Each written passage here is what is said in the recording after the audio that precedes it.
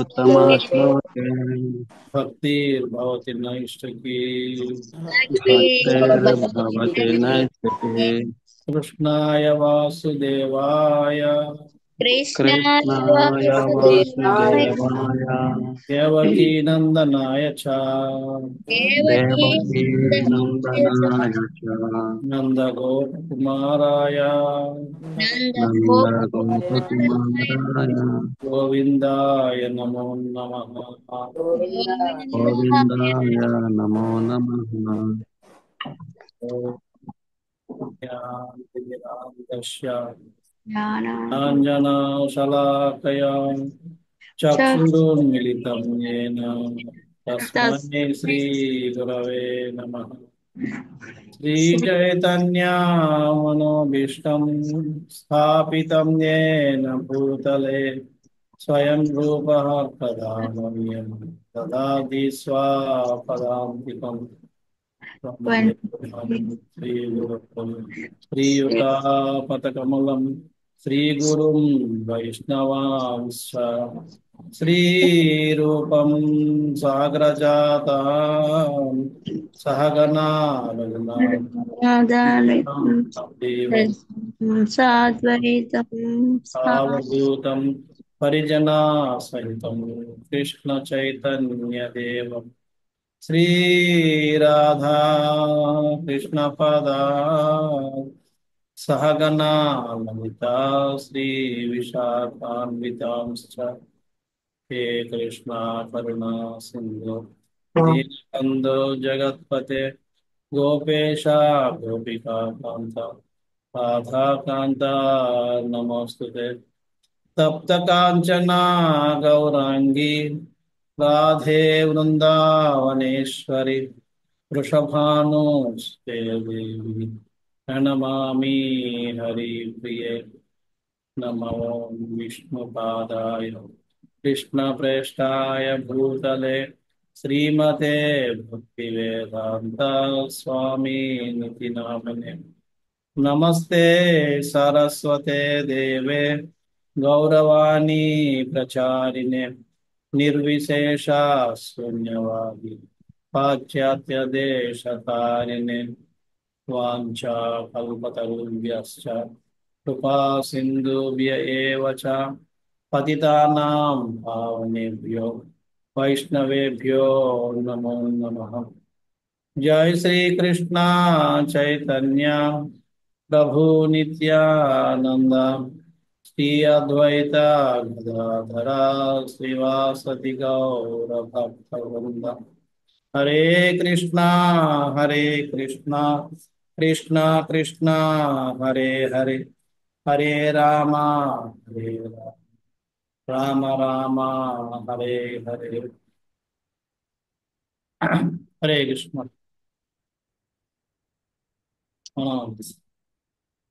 ఈ 8 కార్యక్రమంలో మనం శ్రీమద్ భాగవతం ప్రథమ స్కందం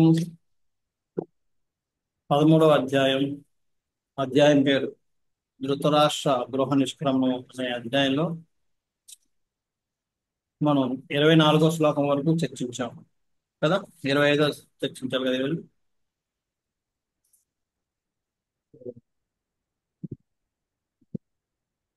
ఇక్కడ విదురుడు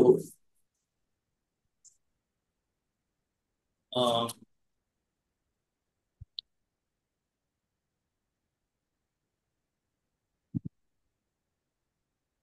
24వది కూడా అయిపోయిందా పోలేదా?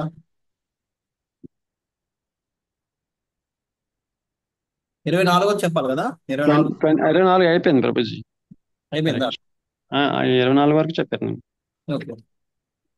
సో విదురుడు ధృతరాష్ట్రునికి చాలా హాట్గా టీచింగ్ చేస్తున్నాడు. అంటే ఇల్లు విడిచిపెట్టి ఇంకా వానప్రస్థాశ్రమాన్ని స్వీకరించమని చెప్పడానికి. అందులో ఈ 24వ శ్లోకం వరకు ఏంటంటే ఆయన తన యొక్క అంటే తన స్థితి ఏమిటి అన్నదాన్ని గుర్తు చేస్తున్నాడు. 23 వరకు కలిసారు. 23 వరకు ఏంటి మామూలుగా జనరల్ గా చెప్పి నీ తల్లిదండ్రులు వాళ్ళందరూ చనిపోయారు, నీ సోదరు చనిపోయారు, నీ పుత్రులు చనిపోయారు, అయినా సరే నువ్వు ఇంకా ఏంటి ప్లానింగ్ చేసుకుని కూర్చున్నావు. ఆ? నీ కొడుకుని చంపిన భీముడి చేతి వంటకం తింటున్నావు. ఆయన ఇచ్చిన భోజనాన్ని తింటున్నావు. నీకు సిగ్గు అనిపించడం లేదా అని చెప్పి. ఇప్పటి నుంచి ఇంకా చూసుకుంటే 25వ శ్లోకం నుంచి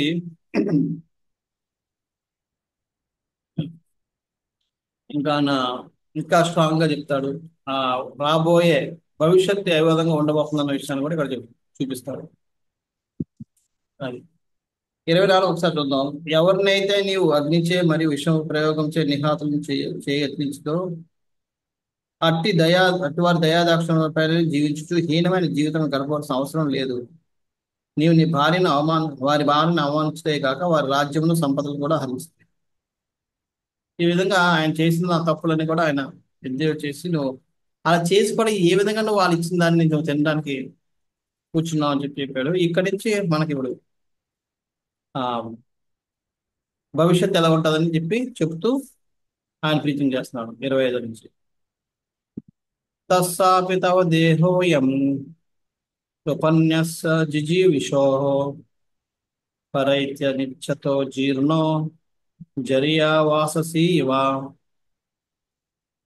నీవు మరణించుటకు ఇచ్చగింపకున్నను మరియు గౌరవ ప్రతిష్టను ఫలముగా పెట్టి అయినను జీవపు గోరినను లోపపూరితమైన నీ దేహము పాత వస్త్రముల నిక్తముగా జీర్ణమై నశించగలదు.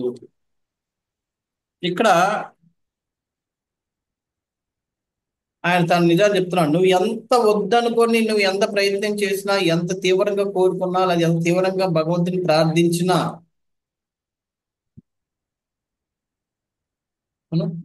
లేకపోతే నేను ఇన్ని సంవత్సరాలు కష్టపడి పని సంపాదించిన నా పేరు ప్రతిష్టలు, నా ధన సంపదలు, లేదంటే ఏదైతే నేను సంపాదించిన జీవితం అంతా ఈ 40 సంవత్సరాలు, 50 సంవత్సరాలు, 70 సంవత్సరాలు, 80 సంవత్సరాలు, ఏదైతే 5 సంవత్సరాలు, అవన్నీ నేను ఫలంగా పెడతాను, కానీ నన్ను చావనే వద్దు అని అనుకున్నా సరే, ఈ జీర్ణించుకుపోయిన శరీరం అన్నది నిలవదు, నశింపక తప్పదు. ఈ భౌతిక జగత్తులో దేనికి కూడా శాశ్వతమైన ఉనికి అన్నది లేదు. అది దేహం అవ్వచ్చు, రాయి అవ్వచ్చు, రప్ప అవ్వచ్చు, పెట్టవచ్చు, పుట్టవచ్చు. ప్రతిదీ, ఈ భౌతిక జగత్తులో ఉన్న ప్రతిదీ క్షీణించాల్సిందే.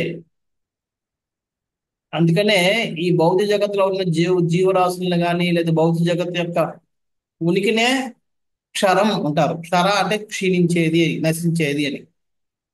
అక్షర క్షీణించింది, నశించింది, అది ఆధ్యాత్మికత. అంచేత మనం ఎంత కోరుకున్నా, మనం దేన్ని ఫలంగా పెడదాం అనుకున్నా, లేదా నా కుటుంబ సభ్యులందరినీ నేను అలానే తీసుకెళ్ళిపోగా నన్ను అవన్నీ ఎన్ని చేసినా సరే మనం వెళ్ళిపోవాల్సిందే. ఈ దేహం నశించాల్సిందే. ఎవరైతే వరాలు పొందారో, చావు లేకుండా దేహం నశించకుండా వాళ్ళే ఉండలేకపోయారు. ఇక్కడ హిరణ్యకశిపుడు రకరకాలుగా కాంపిటీషన్స్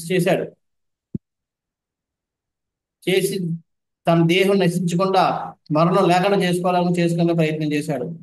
అటువంటి వాడు కూడా వెళ్ళిపోయాడు. ఈ భౌతిక ప్రకృతి యొక్క స్వభావం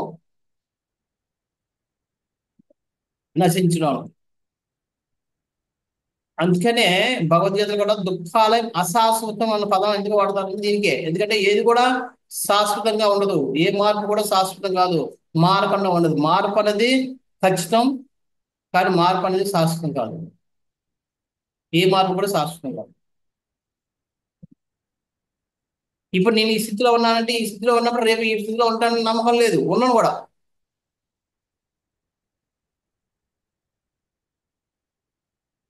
అంచేత ప్రతి క్షణం ఒక కొత్త మార్పు.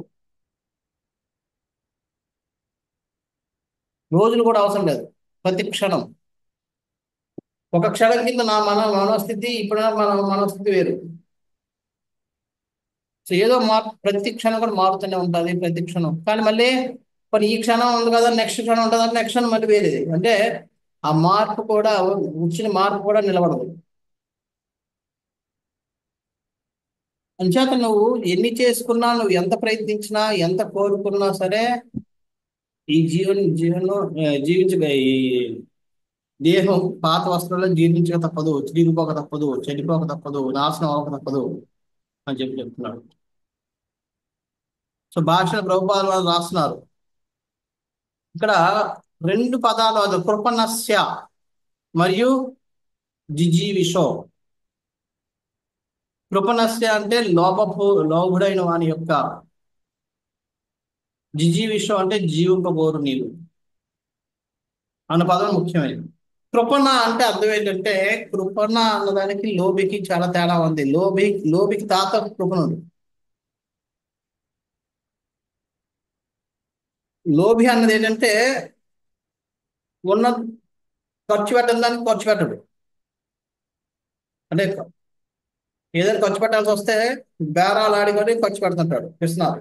అంటే 10 రూపాయలు అంటే 5 రూపాయలకి అడిగి గీసి ఆడిని విసిగించి ఏదో చేసి 5 రూపాయలు బేరం ఆడతాడు, బేరాలు ఖర్చు పెడతాడు. కానీ ఈ కృపణ అన్నవాడు ఏంటంటే, ఖర్చు పెట్టాల్సిన దానికి కూడా ఖర్చు పెట్టడు. లోబి బేరం ఆడతాడు, కుదరకపోతే తప్పదన్నప్పుడు ఖర్చు పెడతాడు, ఏడుస్తుంటాడు. అది లోబి.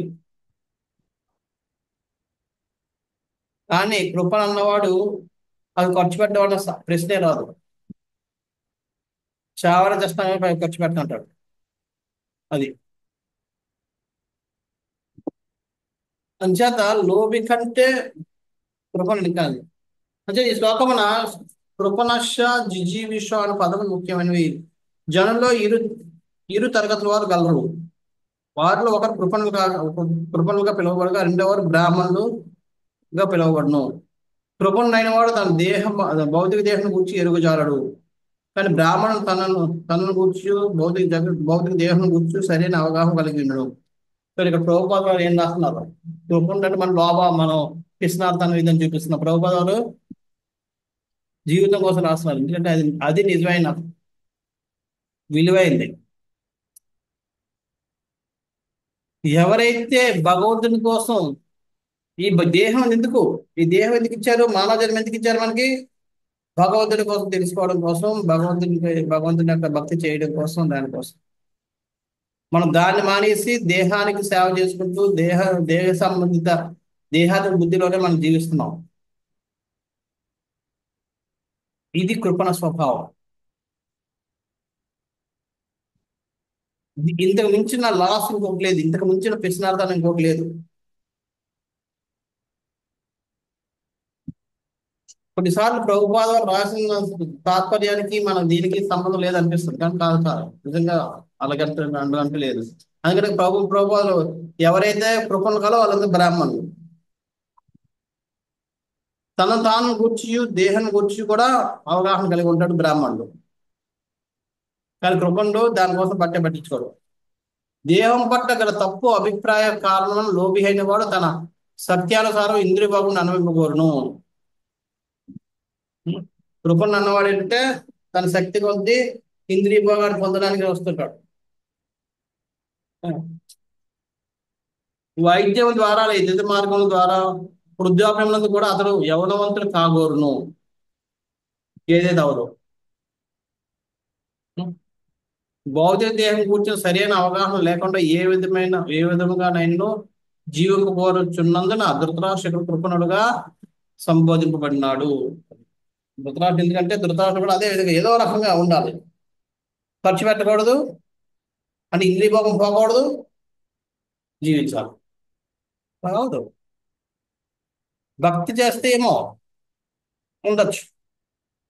హనుమంతుడు ఇప్పటికీ చిరంజీవిగా ఉన్నాడు, కానీ హనుమంతుడికి ఇష్టం లేదు ఉండడం.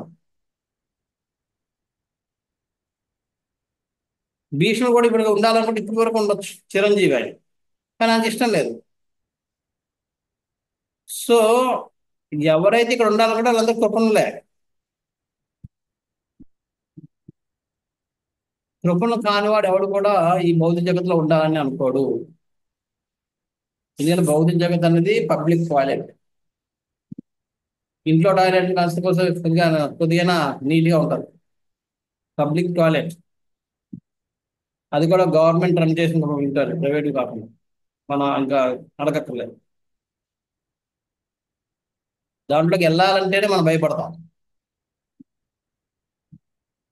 సో దాంట్లో వెళ్ళి దాంట్లో కూర్చుని దాంట్లోనే ఉండాలనుకున్నాడంటే వాడు ఎంత మూర్ఖుడు, ఎంత చండాలి ఉంటాడో అర్థం చేసుకోండి. మనందరి పరిస్థితి అదే. ఈ భౌతిక జగత్ పబ్లిక్ టాయిలెట్ అంటే దీంట్లోకి వచ్చి మనం ఇక్కడ ఉండాలనుకుంటున్నాం.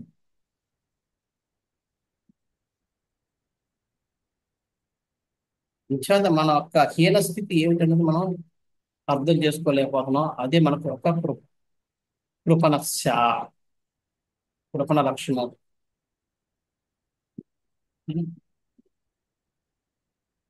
సర్వవిధం భౌతిక తాపత్రయం నశింపు చేయుటకే మానవజన్ ఉద్దేశింపబడినందున కోరిన లక్ష్యం సాధించు రీతిలో జీవనం నియమించుకునవలను. ఇది మనకి భౌతిక ఈ ఈ మానవ దేహం దేనికి ఇచ్చారు? మానవ జన్మ మనకున్న తాపత్రయాలు. తాపం అంటే కష్టం. త్రయం, 3 రకాల కష్టాలు వస్తాయి: ఆది ఆధ్యాత్మిక, ఆది భౌతిక, ఆది దైవిక. ను? ఈ మూడింటిని తొలగించుకోవడానికే ఈ మానవ జన్మ ఇచ్చారు. అంచేత మనం వాటిని తొలగించుకునే లక్ష్యంతో మన జీవిత విధానాన్ని మార్చుకోవాలి. అది లాస్ట్ లో కేవలము భాగ్యవశములనే అటువంటి కృపణుడు విదురుని వంటి ఆత్మదర్శిని కలియుట తటస్థించి ఆ మహాత్ముని ఉపదేశం ద్వారా భౌతికత్వ అజ్ఞానము చేసుకొనుట జరుగుచుండును. భాగ్యవశాత్తే అటువంటి కృపణులకి విదురు లాంటి భక్తులు తారసపడి వారి జీవితంలో మార్పులు తీసుకొస్తారు. మనం అందరం అటువంటి వాళ్ళం. మనందరి జీవితాల్లో విదురు లాంటి ఎవరో ఒక భక్తులు వచ్చి మన జీవితంలో మార్పులు తీసుకుని వచ్చారు. అంటే మనందరం లేకపోతే మనం కూడా ఇప్పుడు ఆ పబ్లిక్ టాయిలెట్లోనే ఎక్కడో కొట్టుకుంటూ దాంట్లోనే మనం జీవించి దాంట్లోనే ఆనందంగా ఉండడానికి ఉంటూ ఉండేవాళ్ళు.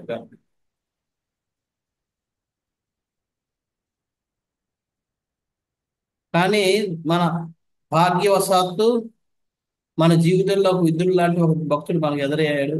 ఎంటర్ అయ్యి ప్రవేశించి ఆ ఆ పబ్లిక్ టాయిలెట్ బయటికి తీసుకొచ్చాడు. ఇంకా మన మనసు అయితే ఇంకా అక్కడే ఉంది, అక్కడే ఉండాలని. కానీ బలవంతం బయటికి అయితే తీసుకొచ్చాడు ఆయన. ఇప్పుడు మనం ఏం చేస్తున్నాం? మళ్ళీ లోపలికి వెళ్ళాలని ఆలోచిస్తూ కూర్చున్నాం. కానీ వదలడం లేదు. భక్తుల సాంగత్యం మనం వదలడం లేదు. భక్తుల సాంగత్యం వదిలితే మనం లోపల దూరిపోవడానికి రెడీ. ఈ కృపణ స్వభావం ఇంకా పోలేదు మనకి. జీవిత లక్ష్యం ఏంటో తెలుసుకోక, నేను బయట ఉన్న ఆనందం ఏంటో రుచి చూడక. అదే చెప్తారు వ్యాపారంలో, చెప్పుడు తిన్న కుక్క చెరకుతి పెరుగునా అని. చెప్పులు నవ్వుతూ కూర్చున్న కుక్కకి మీరు చెరకరసం పెట్టారు కదా, చెరకరసం తాగదు. దాన్ని రుచి, దానికి ఆ చెప్పే రుచిగా ఉంటుంది. అదే విధంగా మనకి ఆ రసమే మనకి బాగుంది తప్ప ఆ పబ్లిక్ టాయిలెట్ అది ఆ వాసనలు అది ఎక్కడ చూసినా అంత గందరగోళంగా ఉంటుంది. యూరిన్ ఇటు అటు మొత్తం పాస్ అవుతూ కూర్చుంటుంది. ఆ జాగాలో ఉండాలనే ప్రయత్నిస్తున్నాం తప్ప బయటకు వచ్చి అరే బయటకు ఆల్రెడీ తీసుకొచ్చాడు, బాగానే ఉంది, మంచిగా ఉంది, ఆ కంపు లేదని కూడా తెలుసు, తెలియక కాదు, అనుభూతి పొందుతున్నాం. అయినా సరే మళ్ళీ అక్కడికి వెళ్దాం.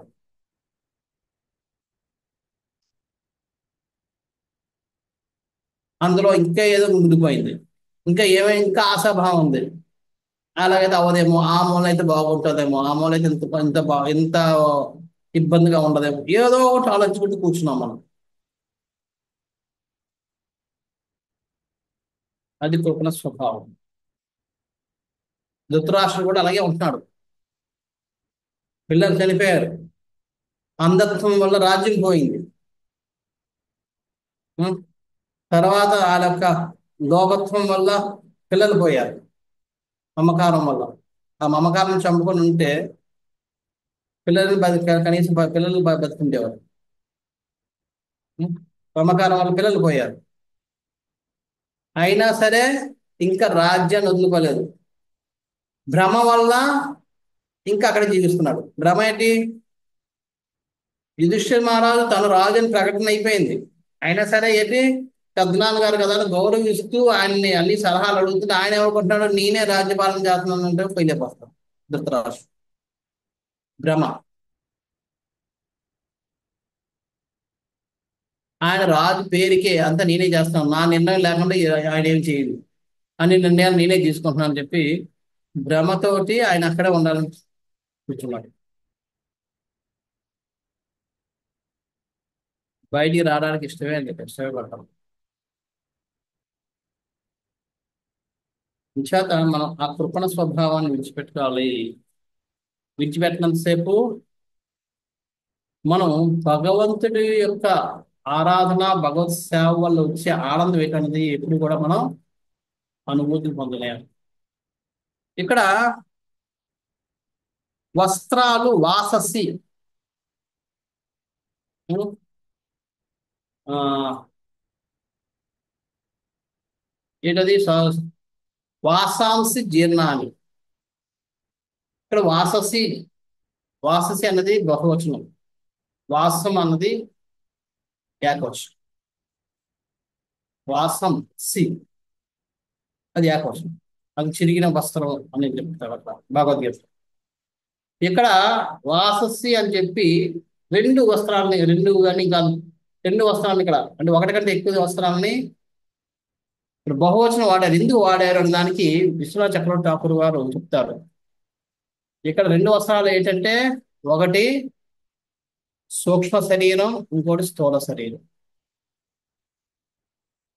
రెండు అంచేత రెండు శరీరాలను కూడా మనం విడిచిపెట్టాలి. రెండు శరీరాలు కూడా నశిస్తాయి ఏదో ఒక రోజుకి. అంచేత మనం ఇక్కడ ఈ బహువచనం వాడారు అని చెప్పి చెప్తున్నారు.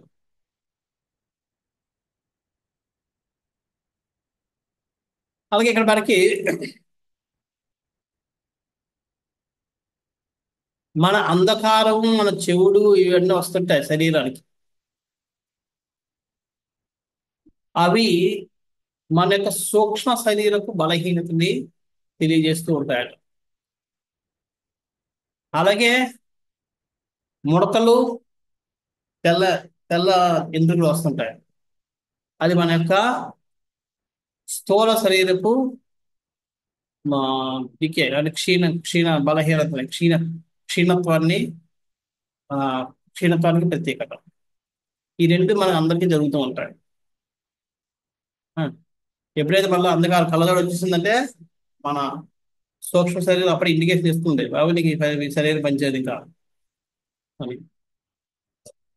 సో ఈ విధంగా ఇవన్నీ కూడా మనం సూక్ష్మ స్థూల శరీరాల యొక్క క్షీణతని మనకి తెలియజేస్తూ ఉన్నాయి అని చెప్పి విశ్వనాథ చక్రవర్తి వారు దీని వల్ల మనకి ఇస్తున్నారు.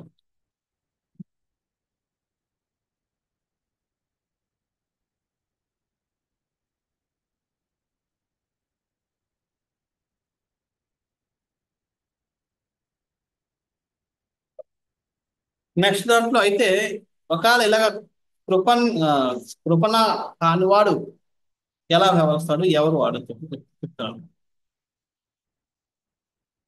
గత స్వార్థమిమం దేహం విరక్తో ముక్త బంధన అవిజ్ఞాత గతిర్జహ్యాత్ సవైధీర ఉదాహృత. పాంచభౌతిక దేహము నిరుపయోగమైనప్పుడు అజ్ఞాతమైన దూర ప్రదేశమునకు ఎగి బంధముల నుండి విముక్తుడైన వాడే అద్దాన్ని తెయించువాడు. సర్వబంధములను ముక్తుడైన వాడై అద్దాన్ని అంటే ఆ భౌతిక దేహాన్ని తెయించేవాడు ధీరుడు అనబడును. చూడండి ఇక్కడ ఏమంటున్నారు, పాంచభౌతిక దేహము. ఈ దేహం పంచభూతాలతో తయారు చేయబడ్డది. ఈ పంచభూతాలతో తయారు చేయబడిన ఈ దేహం నిరుపయోగం అవుతున్నప్పుడు ఏం చేయాలట? అజ్ఞాతమైన ఒక ప్రదేశానికి వెళ్ళిపోవాలి, ఈ సర్వబంధాన్ని విడిచిపెట్టి వెళ్ళిపోయి దాన్ని త్యాగం చేయగలిగిన వాడే నిజమైన ధీరుడు. అందుకనే పూర్వం రాజులందరూ కూడా ఏం చేసేవారు? 60 సంవత్సరాలు వచ్చిన తర్వాత వాళ్ళు ఈ దేహాన్ని వదిలేసేవారు, అంటే ఈ బంధాలన్నీ తెంచుకొని అడవికి వెళ్ళిపోయేవారు.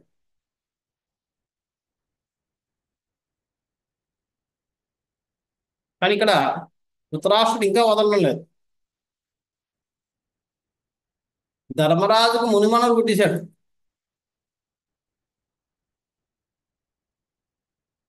మనవడు మనవడు మనవడు మనవడు పుట్టేశాడు. మనవడు కూడా పెద్దోడు అయిపోయాడు. అంటే ధృతరాష్ట్ర మునిమనవుడు వచ్చేసాడు. ఆయన సరే ఇంకక్కడ రాజ్య పదవిని వదలడం లేదు. రాజు నన్ను అంత భ్రమలోంచి బయటికి రావడం లేదు ధృతరాష్ట్రుడు. మన అందరం కూడా అలాగే ఈ బంధాలు అనే చెట్టుని పట్టుకుని, బంధాలు నన్ను వదలడం లేదండి, వదలడం లేదండి అంటున్నారు. బంధాలు వదలకపోవడం కాదు, మనం వదలాలి. మనం వదలడం లేదా? అంచేత ఎవరైతే వాటిని వదిలిపెడతాడో వాడు ధీరుడు. మనం అనుకుంటాం, చూసావా నేను ఇంత కష్టంలో కూడా పట్టుకొని కూర్చున్నాను, నేను ధీరుని అనుకుంటున్నాం. కానీ శాస్త్రం చెప్తుంది అది కాదు ధీరత్వం అంటే. వదిలిపెట్టి చూడు, నువ్వు చేయగలవమ్మా. పట్టుకోవడానికి ప్రయత్నం అందరూ చేస్తున్నారు, అది కాదు గొప్పదనం. గొప్పవాడు ఎవడు? ఎవడు చేయలేని చేసిన వాడే గొప్పవాడు. అందరూ ఎక్కువ మార్కులు, అందరూ తక్కువ మార్కులు అందరూ తెచ్చుకుంటారు. కానీ ఎక్కువ మార్కులు తెచ్చుకోవడం అనేది తక్కువ. ఫెయిల్ అవ్వడం అందరూ చేయగలరు. ఫెయిల్ అవ్వాలంటే అందరూ ఫెయిల్ అయిపోవాలి. కానీ 100కి 100 తెచ్చుకోవడం అనేది చాలా తక్కువ మంది తెచ్చుకుంటారు. దాన్ని దాన్ని మనం ఎప్పుడైతే తెచ్చుకుంటాం మనం, అది గొప్పతనం. అందుకని వాళ్ళు గొప్పగా గొప్ప వాళ్ళగా చెప్తారు. అంచేత ఈ దేహాన్ని పట్టుకొని వేలాడడం అనేది అందరూ చేస్తారు. పట్టుకోలేకపోయినా సరే పట్టుకొని ఉండాలి అనే ప్రయత్నం అందరూ చేస్తున్నారు. ఒకవేళ ఎవరైనా పట్టించుకుంటే వాడు ధీరుడు కాదు. నిజమైన ధీరుడు అంటే పట్టుకోకుండా వదిలేవాడు, ఆడు ధీరుడు. అంచేత అందరూ చేసేది చేసి అందులో నేను గొప్పగా చేశాను కానీ నేను గొప్ప అని అనుకుంటే కాదు. ఎవరు చేయది చేయడమే గొప్ప. అంచేత ఈ భౌతిక దేహాన్ని మన మటుకు మనం విడిచిపెట్టి ముందుకెళ్ళగలిగిన వాడు ధీరుడు. ఈ భౌతిక దేహాన్ని త్యాగం చేయడానికి సంసిద్ధమైన వాడు ధీరుడు. సో ప్రభుపాద వారు ఇక్కడ చెప్తున్నారు భాషలో, ధీరుడు అనగా ఎంత ప్రేరేపించినను కలత చెందని వాడు వాడిని భావము. ధీరుడు అంటే ఏంటి? మనం ఎంత ప్రేరేపించినా ఆయన కలత చెందడు.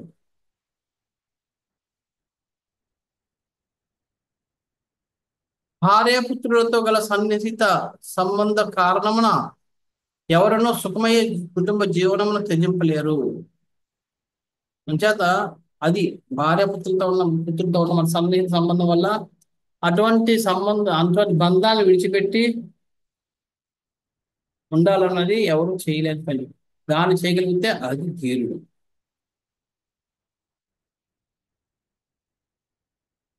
అంచేత దాన్ని పట్టుకోవడానికి ప్రయత్నించి ఫెయిల్ అయ్యి లేదా కొంతసేపు పట్టుకోవడం అది కాదు. ఎంత పట్టుకున్నా సరే లాస్ట్ అల్టిమేట్ గా ఫెయిల్ అవ్వాల్సిందే.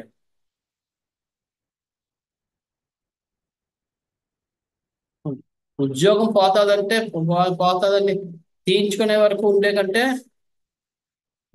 వాడి ఉద్యోగం తీసేస్తుంటే తీయకుండా 1 నెల 2 నెలలు ఎక్స్టెండ్ చేసుకున్న తర్వాత పోగొట్టుకుంటే కంటే వాడు తీస్తారు డౌట్ వచ్చినప్పుడే మనం బయటికి వెళ్ళిపోతే అది గొప్ప. అంతే తప్ప వాడు తీసేస్తాను లాస్ట్ మీద తీసేస్తాను కానీ నేను ఊరుకుంటున్నా, నేను ఎక్కడ అసలు మళ్ళీ మన దెబ్బకి అసలు రాలేదు మన దగ్గరికి. ఇంకో నెల తర్వాత మళ్ళీ తీసేసాడు. ఆ నెల రోజులు కూడా గొప్ప చెప్పుకుంటున్నాం, నా గొప్పతనం వల్ల ఒక రోజు నెల నేను ఎక్స్టెండ్ చేసుకోగలను. అది కాదు, ఎక్స్టెండ్ చేసుకున్నా ఆఖరి తీసేశాడు. నిజమైన వాడంటే డేరింగ్ ఉన్నాడైతే నువ్వు తీసేది నేనే మానేస్తాను చెప్పి మనం మానేసి వెళ్ళిపోతాం. అది వాడు తీర్థాలు తీయడం అనుకున్నా సరే మనం తీసి మనం బయటికి వెళ్ళిపోవడం, అది గొప్ప. సో ఆ విధంగా దేహాన్ని, ఈ బంధాలను తెంచుకొని బయటికి వెళ్ళేవాడు దేవుడు అంతే తప్ప బంధాలను పట్టుకొని వేలాడి నేను ఎక్కువ రోజులు వేలాడ్డాను, నేను ఎక్కువ రోజులు పట్టుకోగలిగాను. ఒకరినే కాదు, నేను మొత్తం మా బంధువులు, మీరైతే మీ భార్య పిల్లల్ని, నేనైతే మా భార్య పిల్లల బంధువుని కూడా పట్టుకుని నిలబడగలను. ఇది గొప్పతనం కాదు. ఎంత పట్టుకున్నా సరే లాస్ట్కి మీరు విడిచిపెట్టాల్సిందే.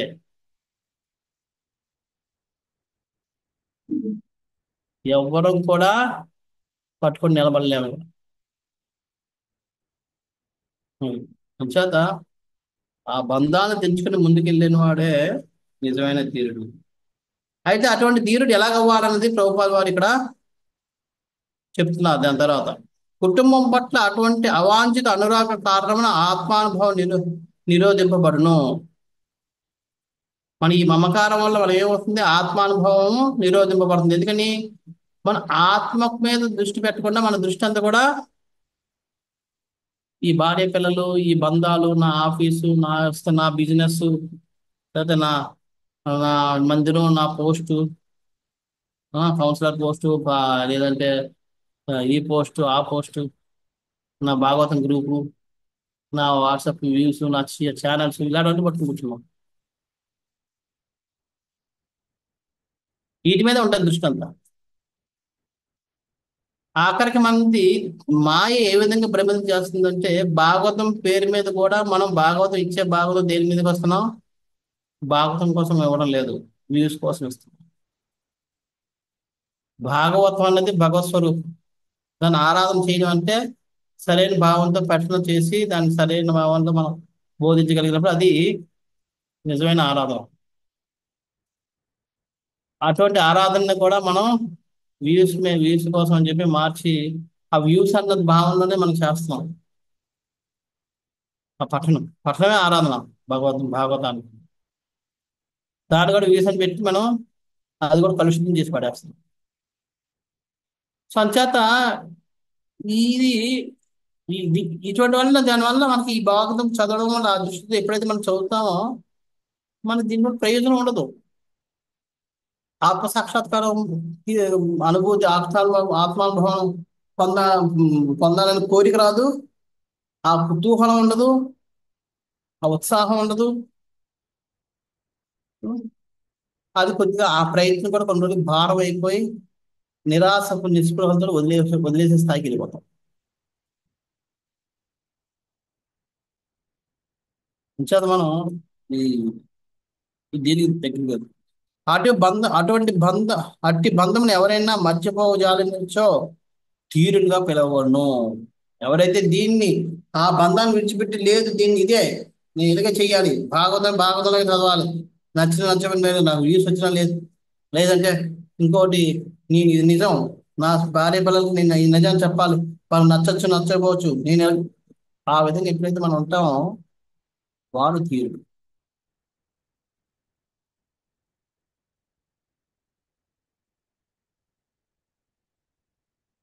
చేత పరీక్షిత్ మహారాజు ధీరుడు. పరీక్షిత్ మహారాజు తెలిసిన వెంటనే ఏం చేశాడు, వెంటనే క్షణంలో పిల్లల్ని రాజ్యాధికారం చేసి ఇచ్చాడు, వెళ్ళిపోయాడు. మనమైతే రాతపోతలు ఒక లాయర్ని పిలుస్తాం, రాతపోతలు రాస్తాం, వీళ్ళు రాస్తాం, ఎవరికి ఎంత డబ్బు ఇచ్చాను, ఎవడికి అప్పు తీర్చాలి, లేదా ఎవరికి అప్పు తీర్చాలో అది చెప్పపోసాము, కానీ ఎవరికి అప్పు ఇచ్చావో చెప్పేస్తాం అందరికి, ఏమైనా లేకపోతాయని చెప్పి ఇలాంటివన్నీ రాసుకుని కూర్చుండేవాడు. కానీ పరీక్షిత్ మహారాజు అలా కాదు, ఒక క్షణం కూడా టైం వేస్ట్ చేయలేదు. 7 రోజులు అంటే 7 రోజులు ఆయన పొందాడు అంటే అర్థం అంటే చూసుకోండి, ఎంత ఫాస్ట్ గా నిర్ణయాలు తీసుకుని ఎంత ఫాస్ట్ గా బయటికి వెళ్ళిపోయాడు.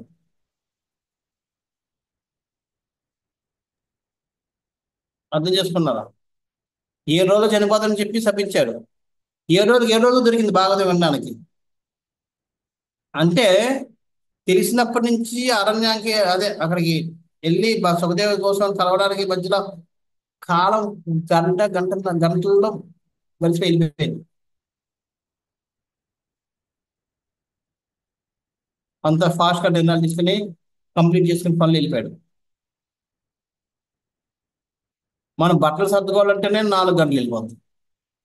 ఓ 2 రోజుల క్యాంప్కి ఈ చీర పెట్టుకెళ్ళినా, ఆ చీర పెట్టుకెళ్ళా, ఈ డ్రెస్, ఈ కోట్ పెట్టుకెళ్ళా, ఆ కోట్ పెట్టుకెళ్ళా, ఈ సూట్ పెట్టుకెళ్ళా, ఆ సూట్ పెట్టుకెళ్ళా, షేవింగ్ కిట్ పట్టుకోవాలా వద్దా, అక్కడ కొనుక్కుందాం, ఇలా ఆలోచిస్తూ 4 గంటలు 5 గంటలు మనం అక్కడ గడుపుకొని కూర్చుంటాం. అక్కడ అంత పెద్ద రాజ్యాన్ని కూడా విడిచిపెట్టి వెళ్ళిపోయాడు ఆయన గంటలో. గంటల్లో, గంటలు కాదు గంటల్లో. సంచేత ఆయన ధీరుడు.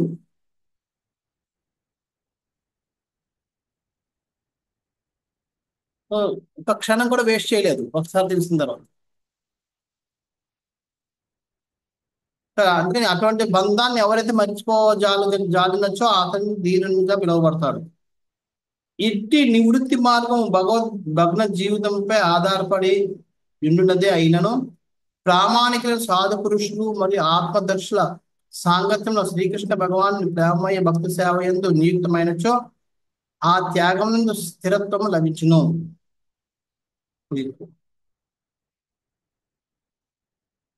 ఇట్టి నివృత్తి మార్గం ఇలా విడిచిపెట్టాలనేది దేని మీద ఉంటుంది? భగ్న జీవితమే ఆధారపడుతుంది. మన జీవితంలో వచ్చిన విరక్తి, వైరాగ్యం, ఎన్ని విఫలాలు వచ్చాయి దాని మీద ఆధారపడి ఉంటాయి. దాని మీద ఆధారపడి ఉంటుంది.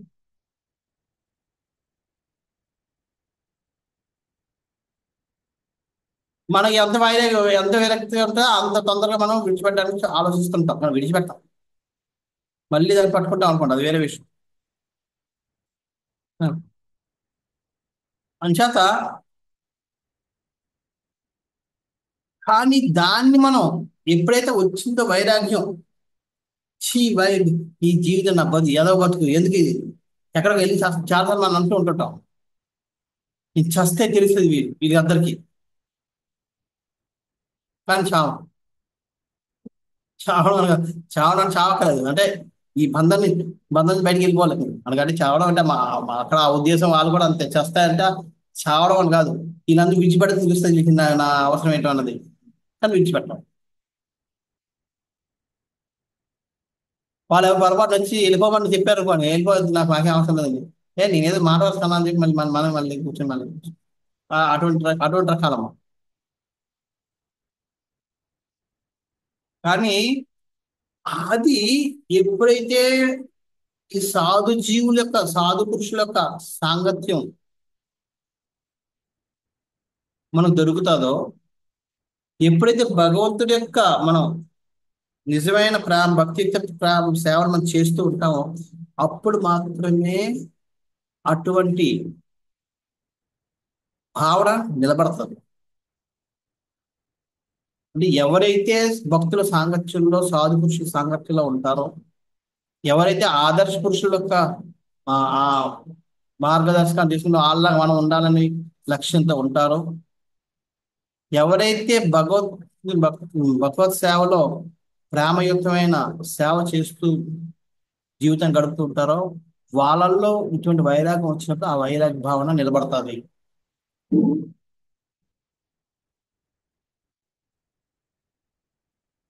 గౌరంగ ప్రభు, రాధేశ్యామ్ ప్రభు వీళ్ళిద్దరూ ఐఐటీలో చదువుకున్నారు. గౌరంగ ప్రభు బీటెక్ చదువుతున్నారు, రాధేశ్యామ్ ప్రభు ఎంటెక్ చదువుతున్నారు. ఇద్దరు భక్తులయ్యారు. భక్తులైన తర్వాత ఇద్దరికి అయిపోతుంది, ఉద్యోగాలు వచ్చాయి. ఇద్దరికి మంచి ఉద్యోగాలు వచ్చాయి. అంటే ముందు గౌరవం ప్రభు జాయిన్ అయిపోయారు కిర్లోస్కర్లో, పూణేలో. తర్వాత రాధేశ్యామ్ ప్రభుకి జాబ్ వస్తే ఆడికి పూణేలోనే వచ్చింది, చెన్నైలో కూడా వచ్చింది. చెన్నై వాళ్ళ నేటివ్ ప్లేస్. సో అప్పుడు వాళ్ళ కౌన్సిలర్ భక్తి రసామ మహారాజుని అడిగారు, నేనేం చేయాలి అని. భక్తి రసామ మహారాజు అన్నారు, లేదు నువ్వు ఇక్కడికి వెళ్ళొద్దు, పూణే అయితే పూణే దగ్గర, మన ముంబైకి దగ్గర కూడా పూణేలో జాయిన్ అవ్వు, అప్పుడప్పుడు వీకెండ్ ఇక్కడికి వచ్చేస్తూ ఉంటా అని చెప్పారు. అప్పుడు ఇంకా పూణేలో ప్రచారం ఏం లేదు. అలాగని జాయిన్ అయిపోయారు. వీకెండ్లో వస్తుండేవారు వీళ్ళు. మళ్ళీ సాటర్డే సాటర్డే ఫ్రైడే ఈవినింగ్ వచ్చేసేవారు, సాటర్డే మధ్యాహ్నం నుంచి వచ్చేసేవారు. అప్పుడు అప్పుడు 5 డే వీక్ నుంచి కాదు, 5.5 సాటర్డే హాఫ్ డే ఉంటుంది. సాటర్డే మధ్యాహ్నం బయలుదేరి సాటర్డే సాయంత్రం కల్లా వచ్చేసేవారు. సండే అంతా ఉండి మళ్ళీ మండే మార్నింగ్ వెళ్ళిపోయేవారు. ఇది వాళ్ళ స్కెడ్యూల్ ఉంటుంది. ఒకసారి వీళ్ళని కలవడానికి భక్తిరసామణ మహారాజు అక్కడ పూణె వెళ్ళారు. అది Friday evening, Friday something evening అనుకుంటా, అది ఫ్రైడే ఆఫ్టర్నూన్ లేకపోతే ఏదో సంథింగ్, లేదా సాటర్డే ఆఫ్టర్నూన్ తెలియదు. మొత్తం మీద మధ్యాహ్నం టైమే వాళ్ళ అక్కడి నుంచి భక్తిరసామణ మహారాజు వచ్చేస్తున్నారు. కారులో వస్తున్నారు. ఆ వారం రాజేశ్వర ప్రభుకి రావడానికి కుదరలేదు. అంటే రాజేశ్వర ప్రభు అన్నారు, నేను రాను మహారాజు, మీరు వెళ్ళి మహారాజు అప్పటికి దేవామృత ప్రభు, దేవామృత ప్రభు, భక్తిరసామ మహారాజు పేరు అప్పుడు దేవామృత. దేవనాథ్ ప్రభుజీ నేను రాలేనండి, మీ ఇద్దరు వెళ్ళిపోనని చెప్పారు. గౌరంగులకు దేవామృత భక్తిరసామ మహారాజు ఇద్దరు బయలుదేరిపారు, వస్తున్నారు కారులో. భక్తిరసామ మహారాజు ఎంత అంటే ఇప్పుడు మనం చూస్తే ఎంత స్మూత్ గా, ఎంత సాఫ్ట్ గా, ఎంత మెత్తని మనిషిలా కనబడతారు. కానీ అప్పట్లో ఆయన 150కి తక్కువ, 150-160 స్పీడ్ లో డ్రైవ్ చేసేవాడు కారు. ఎప్పుడు 150కి ఇప్పుడు తక్కువలో ఉంటుంది కాదు.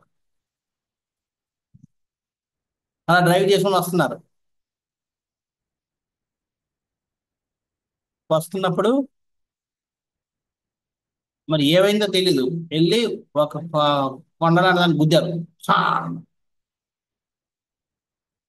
కారు 2 బోల్తాలు కొట్టి మళ్ళీ పడ్డారు. అందరూ అనుకున్నారు అయిపోయారు లోపల, ఎందుకంటే ఈ 150 ఇంత స్పీడ్ మీద వెళ్ళి గుద్దారు, ఏమవుతారు. కారు మొత్తం టాప్ గీపట్టి లేచిపోయాయి, డోర్లన్నీ ఊడిపోయాయి.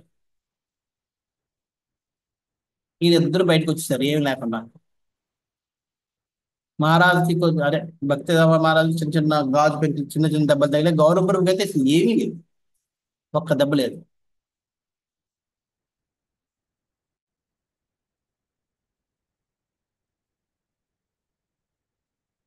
అయిపోయింది. మళ్ళీ సంభవం కారు అక్కడ తీశారు, చౌపతి టెంపుల్కి వచ్చేసారు. సోమవారం అయింది.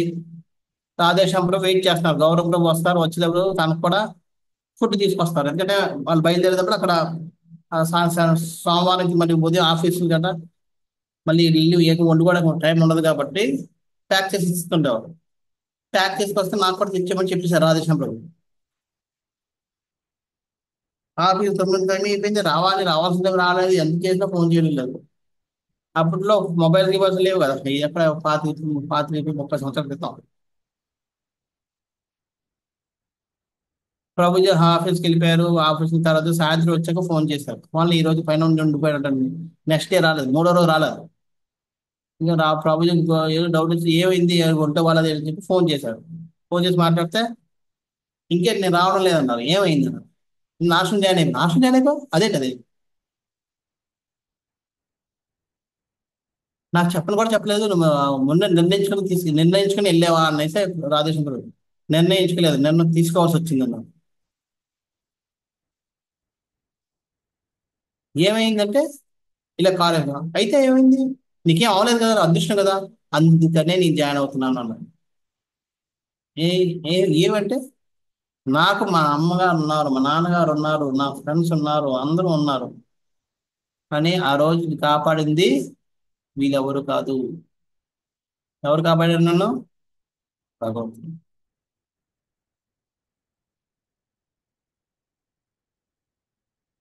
అందరూ ఉన్నారు, నేను ఎవరి కోసం అయితే ఆలోచిస్తున్నానో, ఎవరి కోసం అయితే పనిచేస్తున్నానో, ఎవరి కోసం అయితే సంపాదిస్తున్నానో, వాళ్ళందరూ నాకు ఉన్నారు. కానీ అందులో ఒక్కడు కూడా రక్షించలేదు నన్ను. ఈరోజు నన్ను రక్షించింది గోపీనాథ్, రాధా గోపీనాథ్. అంచేత నా జీవితాన్ని రాధా గోపీనాథ్ ఇచ్చారని నిర్ణయించుకోమని చెప్పి ఆ తర్వాత మళ్ళీ వెనక్కి కానీ సామాన్ తెచ్చుకోవడం కూడా వెళ్ళలేదు. సామాన్ కూడా ఆయన తెచ్చుకోలేదు. రాధేశ్యామ్ ప్రభు ప్యాక్ చేసి తీసుకొచ్చాను.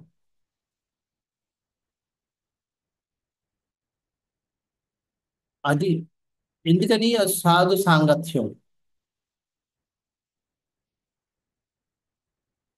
అంచేత ఎవరైతే అటువంటి సాధు సాంగత్యంలో ఉంటారో, ఎవరైతే భక్తి పూర్వకంగా భగవంతుడికి సేవ చేస్తుంటారో వాళ్ళల్లో ఇటువంటి వైరాగ్య భావం వస్తుంది. ఆ వచ్చిన భావం నిలబడతారు. అంచేత మన జీవితంలో ఇలాగ మన లక్ష్యాలని భగ్నం అయినప్పుడల్లా మనలో ఈ విరక్తి భావం కలుగుతూ ఉంటది. ఎందుకు జీవితం, యాదవ జీవితం, ఏటి ఛీ, ఏటి అని, ఏటి బతుకు, అది ఇది చెప్పి కానీ మళ్ళీ మర్చిపోతుంటాం. కానీ ఎప్పుడైతే మనం దృఢంగా భగవంతుడికి సేవ చేస్తూ ఉంటామో, ఎప్పుడైతే దృఢంగా సాధువులకు సాంగత్యంలో మనం ఉంటామో, అప్పుడు అది అందుకనే ఆదర్శ ఆదర్శ ఆత్మదర్శన సాంగత్యం శ్రీకృష్ణ భగవాన్ ప్రేమయుక్త ప్రేమమయ భక్తి సేవ నియుక్తమైనచో ఆ త్యాగమునందు స్థిరత్వం లభింపగలదు. మనం త్యాగం చేయాల్సిన ఆ భావంలో స్థిరత్వం కలుగుతుంది. స్థిరంగా మనం ఇంకంతే వెళ్ళిపోవాలని అది చెప్తుంది ప్రభుపాద గారు, అదే చెప్తున్నాం. దివ్యముకు సేవాభావమును జాగృతం చేయడం ద్వారా శ్రీకృష్ణుని పాదపద్మములకు శ్రద్ధాపూర్వకంగా శరణు జొచ్చుట సాధ్యం కాగలదు. ఎప్పుడైతే మనం సేవాభావాన్ని సేవాభావాన్ని భగవంతుడి పట్ల సేవాభావాన్ని మనం ఎప్పుడైతే జాగృతం చేస్తామో అప్పుడు మనం ఆయన శరణాగతి తీసుకోవాలనే కోరిక మనలో తీవ్రంగా ఉంటారు. అది కేవలం శుద్ధ భక్తుల సాంగత్యంలోనే సంభవింపగలదు. అది అందుకే భక్తుల సాంగత్యం అనేది మనకి అవసరం. ప్రత్యేకించి శుద్ధ భక్తులు వచ్చినప్పుడు మనం వాళ్ళని దర్శించడం. చాలా మంది ఎందుకు వెళ్తాం అంటే ఆయన ఆశీర్వాదం కోసం వెళ్తాం కాదు, మనం వెళ్ళాల్సిన ఆశీర్వాదం కోసం కాదు. వాళ్ళు నిజంగా ఆశీర్వాదం ఇస్తారు మంది, వాళ్ళ ఆశీర్వాదాన్ని వాళ్ళు ఎప్పుడు మనం ఎప్పుడు ఆశీర్వాదం చెప్పినా వాళ్ళు ఎప్పుడు కూడా కపట ఆశీర్వాదం ఇస్తారు.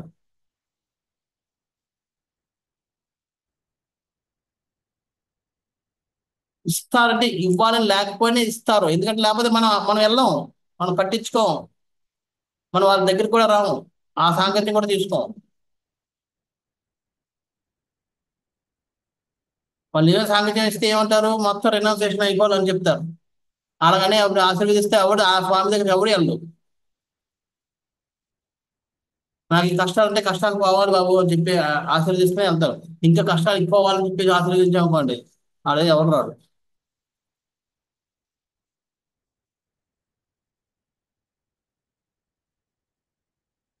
అంచేత సాధువుడు మనకి ఇచ్చేది నిజమైన నిజమైన ఆశీర్వాదం కాదు, చాలా అరుదుగా నిజమైన ఆశీర్వాదం ఇస్తారు. ఆ ఆశీర్వాదం పొందడం చాలా అరుదు. ఎవరైనా పొందాడు అంటే ఆయన ధీరుడు అయిపోతాడు. మరి అంచేత సాధు సాంగత్యంలో ఉండడం, సాధువులకు ఆశీర్వాదం పొందడం నిజమైన ఆశీర్వాదం. అది ఎప్పుడైతే జరుగుతుందో వాడు ధీరుడు అవ్వక తప్పడు. ధీరుడు అంటే ఎటువంటి ధీరుడు ప్రభుత్వం చెప్పారు. ధీరుడు అంటే ఎంతగా ప్రేరేపించను కలత చెందనివాడు. పరిస్థితులు అవ్వచ్చు, పక్కన భక్తులు అవ్వచ్చు, లేదా పక్కన బంధువులు అవ్వచ్చు, ఎవరు ఏ విధంగా ప్రేరేపించినా కలత చెందడు. స్థిరంగా అదే భావంలో, అదే వైరాగ్య భావంలో, అదే త్యాగ భావంలో ఉంటాడు. అది ధీరుడు.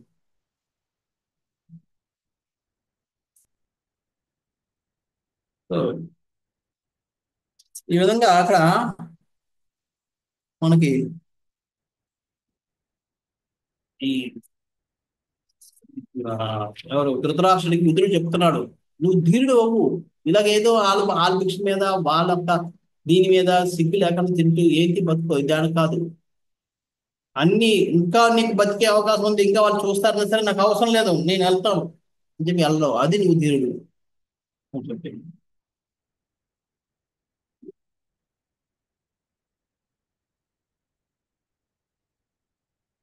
సో శ్రీధర స్వామి తన యొక్క భాష్యంలో రాస్తారు దీని మీద. నిజమైన ధీరుడు ఎవరంటే ఓపిగ్గా కష్టాలు ఎదుర్కొంటున్నవాడు ధీరుడట. అదేంటి ఓపిక కష్టం ఎందుకు ఎదుర్కోవాల్సిన అవసరం ఏంటి? దేనికోసం అంటే ఆధ్యాత్మిక ప్రగతి కోసం.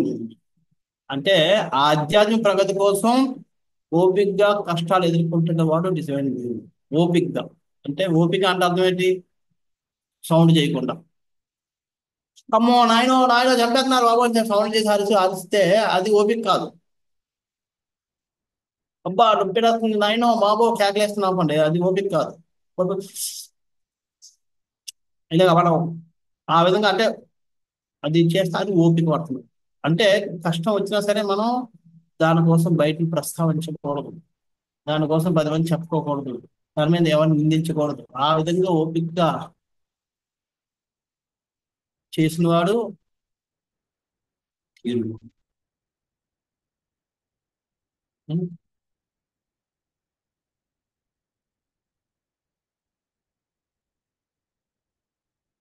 సో అంతేకాకుండా ఆయన రాస్తాడు, ధీరుడు అంటే ఎవరంటే ధీరుడు ఉన్నవాడు ఆధ్యాత్మిక ప్రగతి కోసం అవసరమైతే తన తన ఆ కుటుంబ బంధాలను కూడా తెంచుకోగలిగిన వాడు ధీరుడు.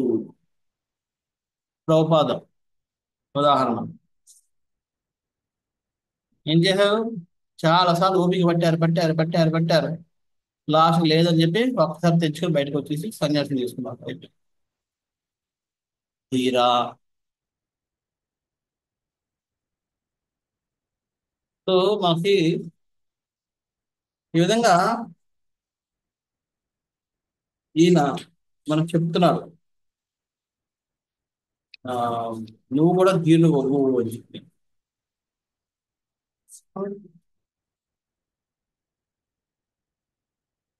నెక్స్ట్,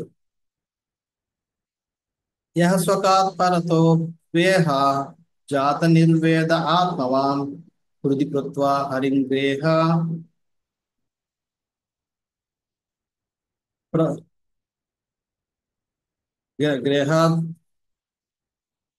ప్రవ్రజేత్ స నరోత్తమ.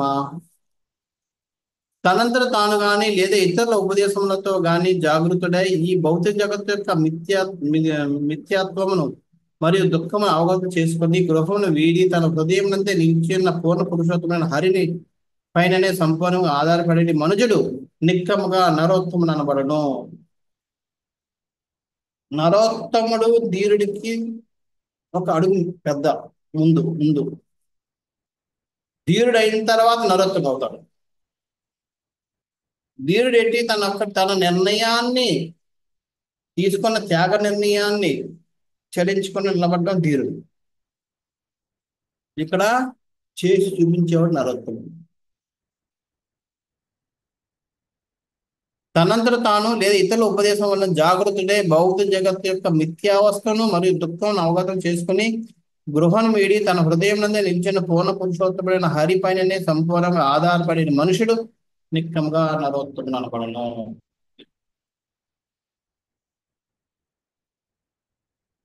అంచేత నరోత్తముడు అన్నవాడు సంపూర్ణంగా హరి మీదే ఆధారపడి ఉంటాడు. హరి మీద ఆధారపడి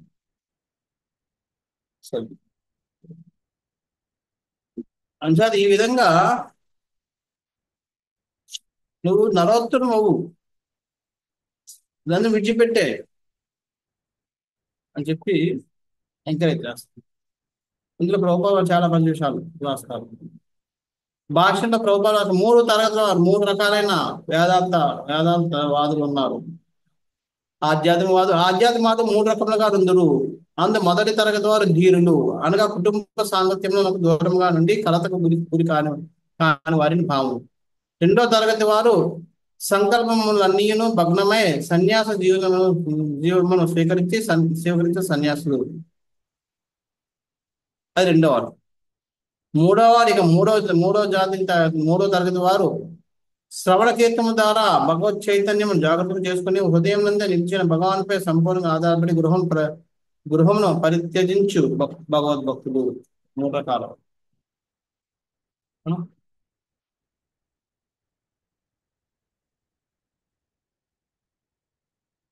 ధీరులు అంటే ఏంటి చెప్పాం కదా, మనకి ఎప్పుడైనా విసుగు వచ్చినప్పుడు మనకి ఆ విసుగులో మనం వైరాగ్యాన్ని పెంచుకుంటాం.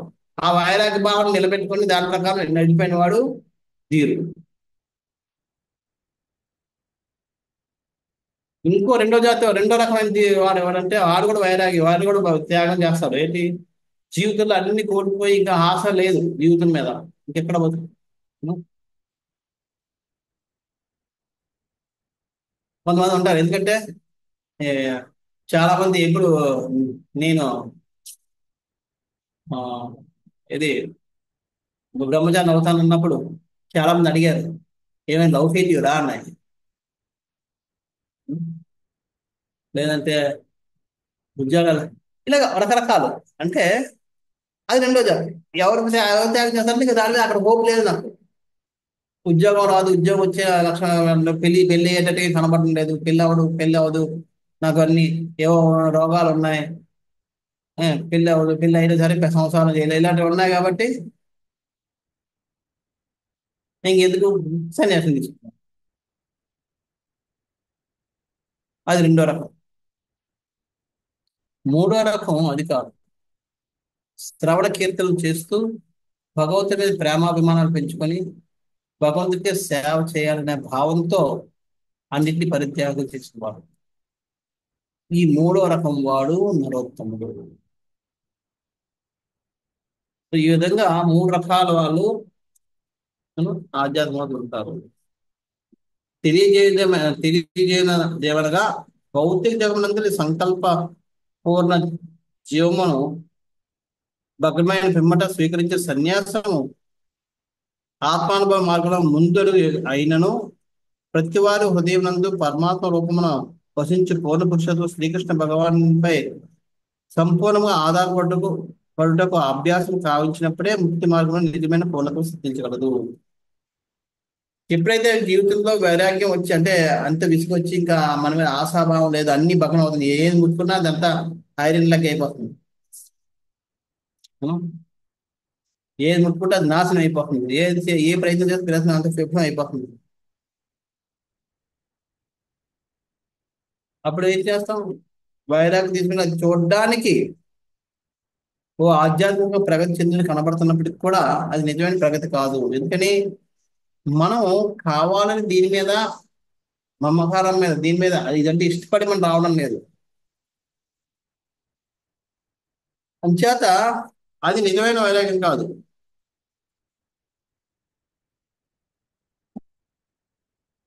అటువంటప్పుడు మనం ఒకవేళ అలా వచ్చేసిన తర్వాత అయినా సరే మనం కృష్ణుని మీద శ్రవణ కీర్తనల ద్వారా మమకారాన్ని పెంచుకొని భగవంతుడి సేవలో మనం సంపూర్ణ నిమగ్నం అవ్వకపోతే మనం అక్కడ నిలబడలేము.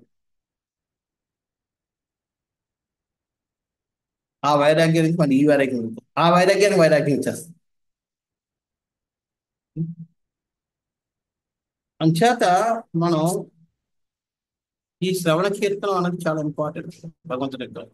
ఆయన యొక్క దీంట్లో మనం ఎప్పుడైతే శ్రవణ కీర్తనం చేస్తూ ఆయన మీద ప్రేమ పెంచుకుంటామో, ఆయన మీద ఆధారపడుతూ జీవించడానికి ప్రయత్నం చేస్తాం, అప్పుడు మాత్రమే మనం ఆ నిజమైన పూర్ణత్వాన్ని సిద్ధించగలుగుతాం.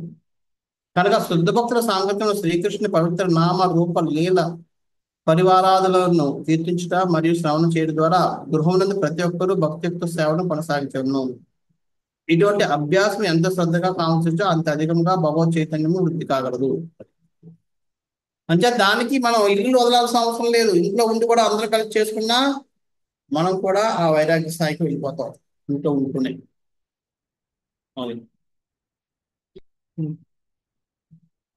ఇక్కడ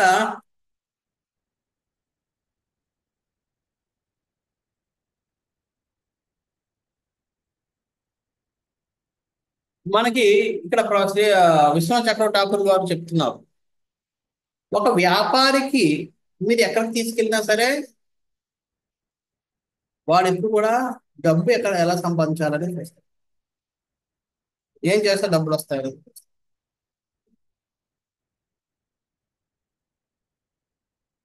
అదే విధంగా నిజమైన భక్తుడు ఉన్నవాడు జీవితంలో ఏం జరిగినా ఏ విధంగా నా భక్తిని పెంచుకోవాలని చూస్తున్నాడు. ఎలాగైతే వ్యాపారి తన ధనాన్ని పెంచుకోవాలని ఏ విధంగా అయితే ఆలోచిస్తుంటాడు, ఎటువంటి ఇదైనా. ఒకసారి ఒక వ్యాపారి బాగా ఉన్నాడు, బాగా సంపాదించాడు, 80 సంవత్సరాలు వచ్చేసాయి, ఓపిక లేదు, అయినా సరే ఇంకా దుకాణం వదిలిపెట్టడం లేదు. పిల్లలందరూ చెప్తున్నారు వెళ్ళిపో వెళ్ళిపో, తిట్టినా సరే, వాళ్ళు ఇసుక్కుంటున్నా సరే ఆ దుకాణం విడిచిపెట్టలేదు, ఇంకా డబ్బులు అది లెక్క పెట్టడం అవే చేస్తున్నారు. లాభం వచ్చి ఇలా కాదు, ఈ నాన్న వదలడం లేదు, ఈ నెలలు వదిలించాలి, ఇంకేంటి మన సంసారాలు మేము చేసుకుంటా, ఈ నిధులు పెడతాను దూరుతున్నాడు అని చెప్పి ఒక సాధువుని తీసుకొని డబ్బులు ఇచ్చారు. అదే మొత్తం చేసి ఈయనకి వైరాగ్యాన్ని చేసి ఎలా చేస్తారు, ఏం చేస్తారో ఈయన్ని ఈ సంవత్సరాలు విడిచిపెట్టి రామకృష్ణ కోసం చెయ్యనండి. రోజు ఎన్ని కాలం చెప్పినా ఏం చెప్పినా దాంట్లో మళ్ళీ ఆ లెక్క నాకు టైం వేస్ట్ అయిపోతుంది, గంట మళ్ళీ ఈ బేరం కూర్చున్న తర్వాత వస్తాను. అలా ఎప్పుడు చూసినా ఇంక మళ్ళీ డబ్బుల మీద వస్తున్నారు. విసిగిపోయాడు. ఇక్కడ కూర్చోబెడితే వీడు నన్ను మార్చేటట్టుకున్నాడు చూస్తుంటే. అంటే ఈ దుకాణంలో కూర్చోబెట్టకుండా మనం బయటకు ఎక్కడ తీసుకెళ్ళి ఎక్కడన్నా నేను ఉపదేశం చేయాలి అని చెప్పి, ఎక్కడ తీసుకెళ్ళాలని రావాలంటే మన డబ్బులు ఖర్చు అంటాడు. ఏం చేయాలని చెప్పి ఆలోచించాడు. ఓకే మనం కాశీకి వెళ్దామని చెప్పి అక్కడ కాశీలో ఆ శ్మశాన హరిశ్చంద్ర ఘాట్లో ఒక శ్మశానంలో కూర్చోబెట్టి ఆయనకి ఆ వైరాగ్యం గురించి చెప్తే వెంటనే ఆయనకి ఎక్కుతుంది అని చెప్పి, కాశీకి వెళ్దాం పదంటే పదం అయితే కాశీ నేను చాలా రోజులు దర్శనం చేసుకోవాలనుకుంటున్నాను, వెళ్దాం అదని అని చెప్పి బయలుదేరాడు. అక్కడికి వెళ్ళి హరిశ్చంద్ర ఘాట్ దగ్గరికి వెళ్ళాడు. వెళ్ళి కూర్చున్నాక అక్కడ ఒక లైన్ లో శవాలు ఒకదాని కూడా కాల్చిన ముందు ఇంకో శవం అడిగా ఉంది, ఇంకా వాటిని చూసి ఆట మొదలు పెట్టాడు. ఇన్ని రోజులు నా జీవితం వ్యర్థం చేస్తున్నాను, ఈ రోజు నా జ్ఞానోదయం కలిగింది, అరే ఎంత నష్టపోయాను, ఎంత నా జీవితం నాశనం చేసుకున్నాను అది. ఈ సన్యాసి ఆశ్చర్యపడు, అరే నేను ఇక ఉపన్యాసం స్టార్ట్ కూడా చేయలేదు, ఇంకా అప్పుడే రియలైజేషన్ వచ్చింది ఏంటంటే. చూస్తే ఏం గెలుస్తున్నాడట, ఇన్ని రోజులు నేను ఆ వ్యాపారం ఈ వ్యాపారం చేస్తున్నాను, ఈ కాశీకి వచ్చి ఈ కర్రల వ్యాపారం చేసుకుంటే ఎంతో సంపాదించుండేవాడిని. కిలో కర్రల్ని 10 రెట్లకు అమ్ముకుంటున్నారు బయటకంటే ఇక్కడ. ఎంత నష్టపోయాను, ఎంత నా జీవితం అంతా నాశనం చేశాను, ఆ కష్టం ఇది ఇక్కడ పడి ఉంటే ఈ పాటికి నా మొన్న సంపాదనకి 10 రెట్లు ఎక్కువ సంపాదించుకునేవాడిని కానీ ఏడుస్తున్నారు. అంచేత మీరు ఆ వ్యాపారాన్ని ఎక్కడ తీసుకెళ్ళినా సరే వాడు డబ్బు సంపాదించాలని కష్టపడతాడు. అదే విధంగా భక్తుడు అన్నవాడు ఆయన ప్రతి అవకాశాన్ని ఏ విధంగా భగవంతుని స్మరించాలని మనం అంటూ ఉంటాం. చేత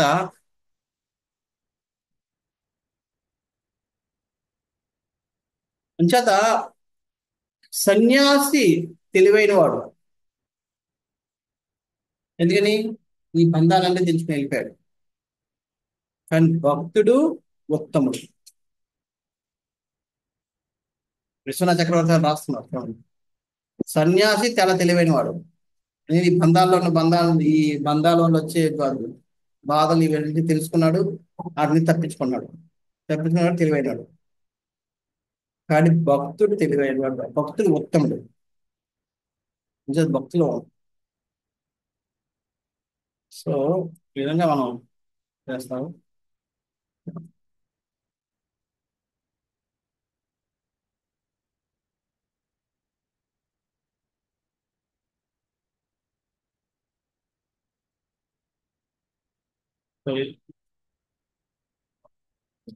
లాస్ట్ ఇక్కడ ఈ 27 ఆల్మోస్ట్ ఆయన యొక్క 28వ శ్లోకంతో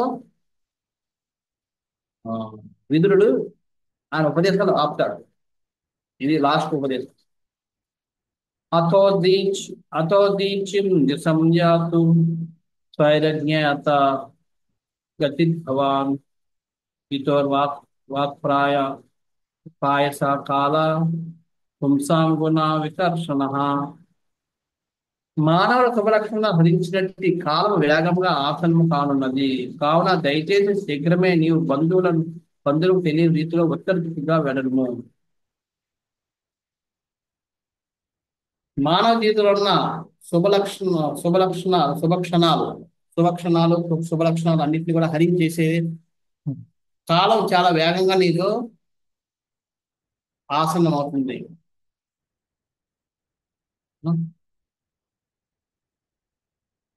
అంచేత నువ్వు వీళ్ళకి ఎవరికి తెలియకుండా, బంధుమిత్రులు ఎవరు తెలియకుండా వెంటనే ఉత్తర దిక్కుగా ప్రయాణించు. ఉత్తర దిక్కు ప్రయాణించబట్టే అలా హిమాలయాలు నడుచుకుంటూ నడుచుకుంటూ నడుచుకుంటూ వెళ్ళి చనిపోతుండేవారు. సో ఈ విధంగా అక్కడ ఏం చెప్తున్నాడు, నువ్వు బంధుమిత్రులు ఎవరు చెప్పద్దు, చెప్పకుండా వెళ్ళిపో. చెప్తే మళ్ళీ అలా ఆపచ్చు, లేదా ఆలోచించి నీకు నీ మనసు మారచ్చు. ధృతరాష్ట్రం మరీ ఎక్కువ, ఎందుకంటే ధృతరాష్ట్రం ఆల్రెడీ ఆ మమకారం ఉంది. అందులో ధర్మరాజు వచ్చి పెద్దనాన్న గారు ఎందుకు వెళ్ళిపోతున్నారు, ఉండొచ్చు కదా, మీకు ఏం తప్పు చేశాను, మీకు ఏం కావాలి చేస్తాను అన్నట్టే మళ్ళీ మారి ఉండిపోతారు. ఈ కాలం ఎలాంటిదట, శుభ లక్షణాలని అన్నింటినీ హరిస్తుంది. అంటే అర్థం ఏంటి, మనలో కొన్నిసార్లు ఈ శుభప్రదమైన ఈ వైరాగ్య భావం వచ్చినా సరే దాన్ని కూడా హరించేస్తుంది. అదన్నింటినీ హరించేస్తుంది, శుభం అశుభం అన్నింటినీ. అయితే అశుభం పోతే మంచిదే, కానీ దానికి ప్రాబ్లం ఏంటంటే అది మంచిది, దాన్ని కూడా ప్రాబ్లం. యాంటీబయాటిక్స్ వల్ల మనకు రోగం తగ్గుతుంది, కానీ సైడ్ ఎఫెక్ట్స్ ఉంటాయి. ఎందుకని దాంతో మంచివి కూడా పోతుంటాయి. యాంటీబయాటిక్ అంటే అది ఏంటంటే మన శరీరంలో ఉన్న ప్రతి కణాన్ని చంపేస్తుంది, ప్రతి వైరస్ని చంపేస్తుంది, ప్రతి బ్యాక్టీరియాని చంపేస్తుంది. అందులో కొన్ని మంచి బ్యాక్టీరియాలు ఉంటాయి, కొన్ని చెడు బ్యాక్టీరియాలు, కొన్ని అవసరమైన బ్యాక్టీరియాలు ఉంటాయి, కొన్ని అవసరం లేని బ్యాక్టీరియాలు ఉంటాయి. అన్నిటినీ చంపేస్తుంది యాంటీబయాటిక్. అంచేత యాంటీబయాటిక్ చేసుకుంటే సైడ్ ఎఫెక్ట్స్ వస్తాయి, ఎందుకంటే పనికొచ్చే కూడా పోయే, ఆ పని కూడా ఎవరు చేస్తాడు, ఆ పని జరగదు. కాబట్టి దాని ఎఫెక్ట్ మీద మనకి ఏదో ఒక ముక్కో లేదా ఇలాగ మన అది ఎక్కువ నిద్ర రావడం, లేదంటే నిద్ర రాకపోవడం, ఇలాంటి ఏవో జరుగుతూ ఉంటాయి అన్నమాట.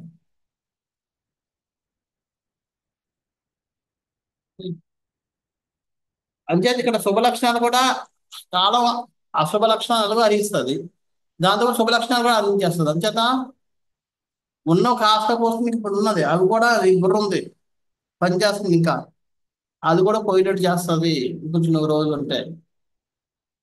దాని ముందే నువ్వు పరిత్యాగం చెయ్యని చెప్పి చెప్తున్నాడు. ప్రభుపాద భాష రాస్తున్నాడు, భౌతిక సంపర్క కారణంగా బద్ధజీవుడు పతనావస్థకు చేరిగే ఉండను.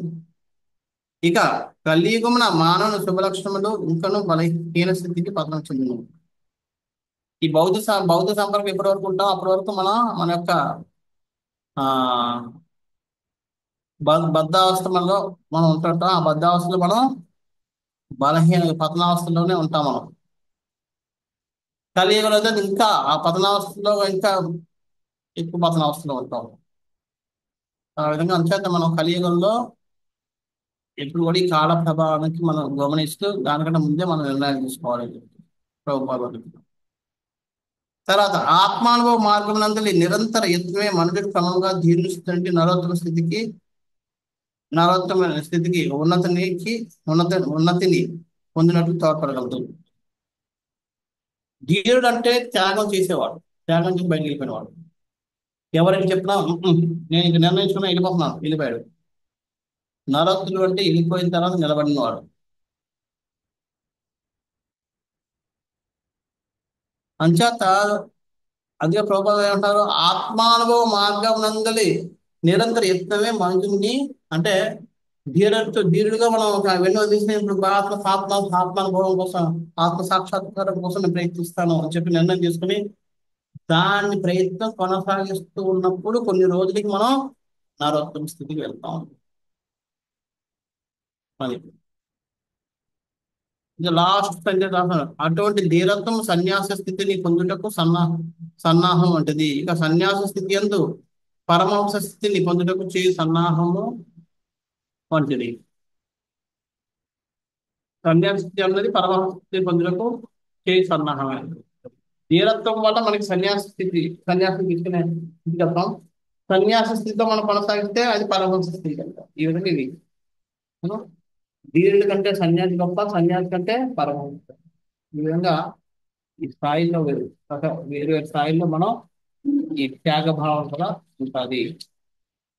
అంచేత నువ్వు ఈ త్యాగం చేసి ఉత్తర దిశగా వెళ్ళు అని చెప్పి విదుడు ధృతరాష్ట్రుడికి చెప్పాడు. 29-37 వరకు మనం నెక్స్ట్ వచ్చే వారం శ్లోకాల్లో మనం చేస్తాం. ఈ విదుడు చేసిన ఉపదేశానికి ప్రేరణ పొంది ధృతరాష్ట్రుడు విడిచిపెట్టి వెళ్ళిపోతాడు ఇల్లు. ఏ విధంగా విడిచిపెట్టాడు, ఏం జరిగింది, అవన్నీ కూడా 29-37 శ్లోకంలో మనం వచ్చే వారంలో మనం చూద్దాం. హరే కృష్ణ. ఎవరికి నేను ప్రశ్నలు ఉన్నాయా ఈరోజు చర్చించాం? హరే కృష్ణ ప్రభు, ప్రణామం. రెండవ అలా చెప్పారు కదా ప్రభు, శుద్ధ భక్తులు వచ్చినప్పుడు వాళ్ళు దీవెనల కోసం వెళ్తారు, కానీ దీవెనలు ఇవ్వరు. ఇంకో చెప్పారు కదా పాయింట్, అర్థం చెప్పండి.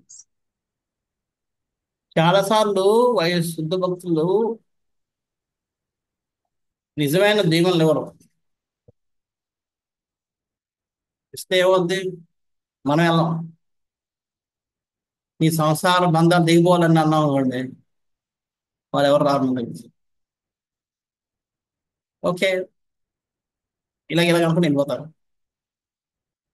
అంటే అటువంటి ఉన్న స్థితిలో ఉండాలి, కనీసం ఈ విధంగా ఉండవని.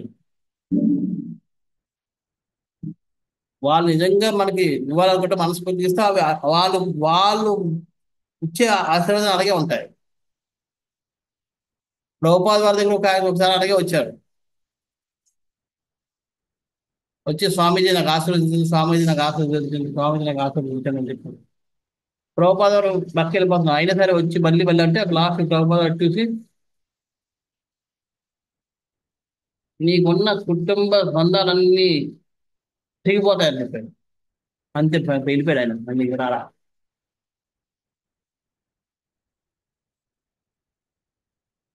అంతే, మనం దూరం అయిపోతాం, దగ్గరికి వెళ్ళాం, రాము.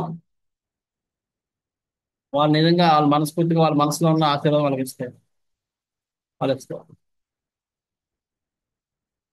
అందుకే అథ్లెట్స్ ఏమంటారు, కృష్ణ భక్తి ప్రాప్తి అంటారు. కృష్ణ భక్తిని భక్తి వస్తుంది కానీ భక్తిలో భక్తులు పోవాలని అది కూడా రావాలి. అది భక్తులు అవ్వాలంటే ఇవన్నీ పోవాలి. మనం ఏంటంటే అవన్నీ ఉంటూ భక్తులు అయిపోవాలని ప్రయత్నిస్తుంటాం. వాళ్ళు నిజంగా మనం మనస్ఫూర్తిగా అడిగితే వాళ్ళు ఏంటారు, ఆ బంధాలు తెగిపోవాలని చెప్పి రాదు, మనకి ఆశీర్వదిస్తారు. అది మెయిన్ కావాల్సింది. యాక్చువల్గా దాన్ని మనకి ఎవరికి అవసరం లేదు. చాలా సార్లు అందుకే వైష్ణవులు మనస్ఫూర్తిగా ఇవ్వాలనుకున్నాం. ఆ నిజమైన ఆశీర్వదిస్తే మన బంధాలన్నీ పటా ఎగిరిపోతాయి.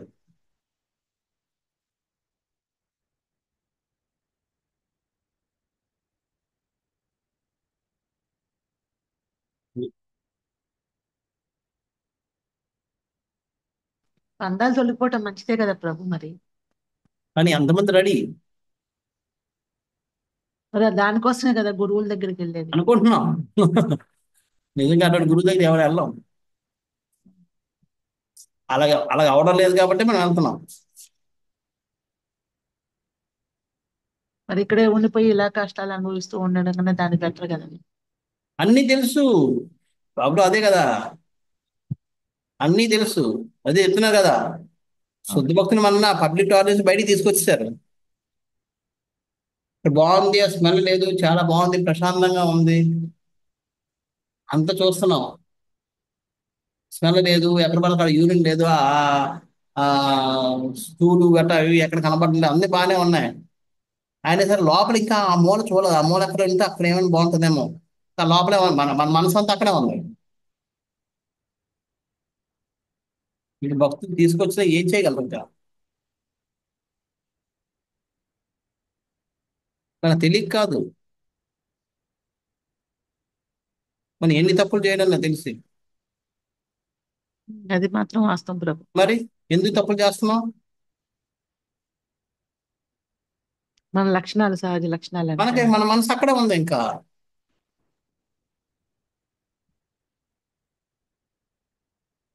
నేనే అందరూ, నేను కూడా అదే స్థితిలో ఉన్నాను. నేను తప్పులు చేస్తుంటాను, తెలుసు. మరి ఇంకెప్పుడు ప్రభు మనం పైకి వెళ్ళేది వాళ్ళ ఆశీర్వాదంతో పైకి అందుకనే వెళ్దాం. భగవంతుని కోసం శుద్ధ భక్తుల సాంగత్యంలో శ్రవణం కీర్తనం చేయడం, భగవంతుని మనస్ఫూర్తిగా మనం చేసే సేవను మనస్ఫూర్తిగా చేయడం, అది ఎప్పుడైతే మొదలు పెడతామో అప్పుడు మనలో ఈ వైరాగ్య భావన అనేది పెరుగుతుంది. మన భగవత్ సేవలో కూడా మళ్ళీ నాది నా అహంకారం నాని అక్కడ పోటీతత్వం వీటితోటే చేస్తుంటాం తప్ప అక్కడ కూడా మనం ఏదో కలుషితం చేసుకుంటూ కూర్చుంటాం. అక్కడ కూడా మన పబ్లిక్ టాయిలెట్ మెంటాలిటీ వదులుకోం. ప్రభు మరి భక్తుల సాంగత్యంలో ఉంటే అన్ని పోతాయి అంటారు కదా, మరి భక్తుల్లోనే ఇలాంటి పోటీతత్వం ఉంటే మనం ఎప్పుడు అంటే వాళ్ళని చూసి మనం కూడా అలా అవుతామా, లేకపోతే మనలో ఉన్నది బయటకు వస్తుందా వాళ్ళ మధ్యలో ఉన్నప్పుడు? చూడండి, భక్తులు ఉన్న వాళ్ళు చాలా రకరకాలుగా ఉంటారు. భక్తుల సాంగత్యం ఇప్పుడు మనం చూడండి, షాప్కి వెళ్ళాం, షాపులో ఎన్నో రకాల వెరైటీలు అమ్ముతూ ఉంటారు. అన్ని కొంటాం మనం, మనం ప్రభు. మనకి ఏది కావాలో కొనుక్కుంటాం. సో అదే విధంగా ఈ భక్తుల సాంగత్యంలో అంటే మనకి అందరితోటి మనం మాట్లాడాలి, అందరితోటి ఉండాలని లేదు, అందరితో మనం మాట్లాడాలి లేదు. మనకి ఏది కావాలో మన లక్ష్యం ఏంటని చూసుకోవాలి. అవే అటువంటి వాళ్ళతో సాంగత్యంలో ఉండండి, అటువంటి వాళ్ళ నుంచి వినండి, అటువంటివి వినండి.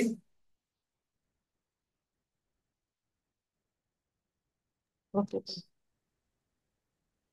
సో అక్కడ దుకాణాలు ఉన్నాయి కదా అని అన్ని కొనుక్కో కదా, మనకు కావాల్సినవి కొనుక్కుంటాం. ఇక్కడ కూడా అంతే.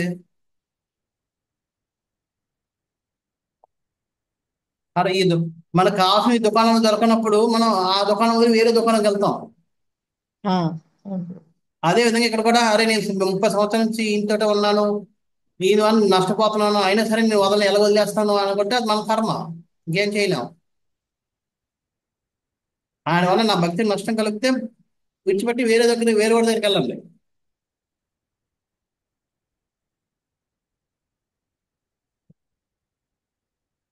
ఓకే ప్రభు. అంతేగాని 30 సంవత్సరాల నుంచి నేను ఎక్కడే ఉన్నాను, ఈ దుకాణంకి వెళ్తాను ఇప్పుడు కూడా అని కూర్చుంటే మన ఆత్మను వదులుకుంటాం.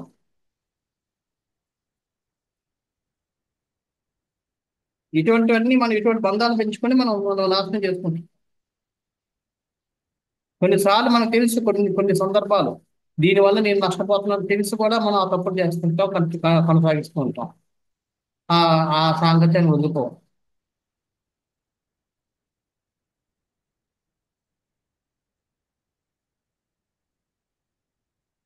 ఎవరికి నష్టం? మనకే నష్టం. భగవంతుడు ఏం చెప్పలేదు కదా. అంచేత మన సాంగత్యం ఉందంటే భక్తుల సాంగత్యం, ఎటువంటి భక్తులతో సాంగత్యం చేయాలని కూడా మనం నేర్చుకోవాలి.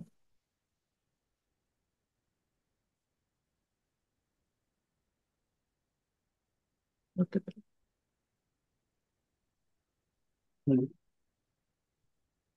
హరే కృష్ణ. మన లక్ష్యం ధ్యేయం ఏంటంటే మనకి క్లియర్ గా ఉంటే మిగతా అన్ని క్లియర్ ఉంటాయి.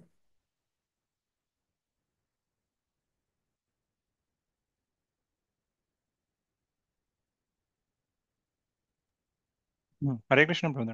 హరే కృష్ణ. ప్రభు మీరు ఒక పాయింట్ చెప్పారు కదా ప్రభు, అదే ఇప్పుడు మనకి కొన్ని నష్టాలు రావటం వల్ల వచ్చే వైరాగ్యం వేరు, ఆ, భక్తి వల్ల వచ్చే వైరాగ్యం వేరు అని చెప్పారు ప్రభు. అది ఎట్లా డిఫరెన్స్ నాకు కదా, అంటే మనం మామూలుగా మనకి ఏదైనా ఫెయిల్యూర్ అయితేనే కదా ప్రభు మనకి ఇట్లా వైరాగ్యం కానీ లేకపోతే డిసప్పాయింట్మెంట్ అన్నీ వస్తాయి కదా ప్రభు.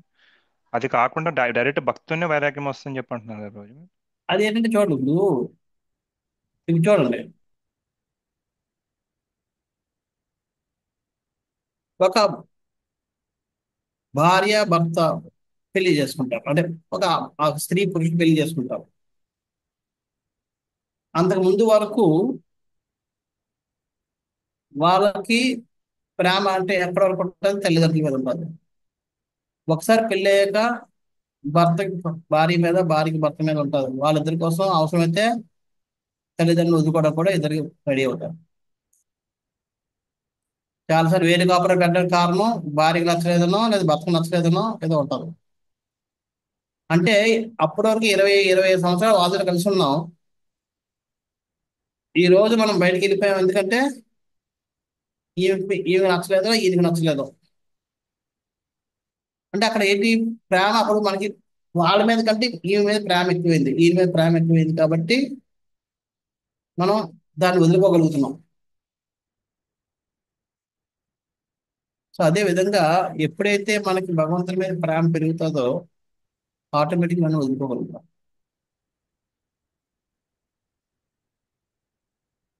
ఆ భగవంతుడి మీద ప్రేమ ఎప్పుడు పెరుగుతుంది? ఎప్పుడైతే మనం శుద్ధ భక్తుల ముఖం నుంచి శ్రవణ కీర్తన చేస్తాం.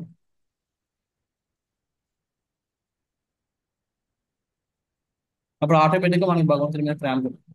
ఆ ప్రేమ వల్ల ఆయన కోసం మనం మిగతా వదులుకోవడం పడేది.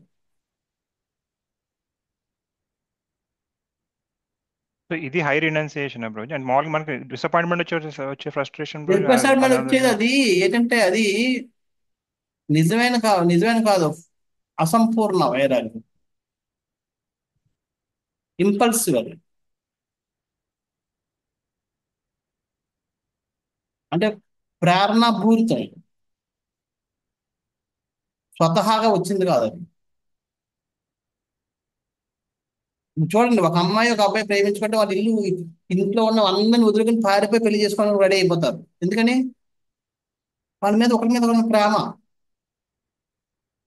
ఆ ప్రేమ లేకుండా పారిపోతారు, ఎవరు పారిపోరు.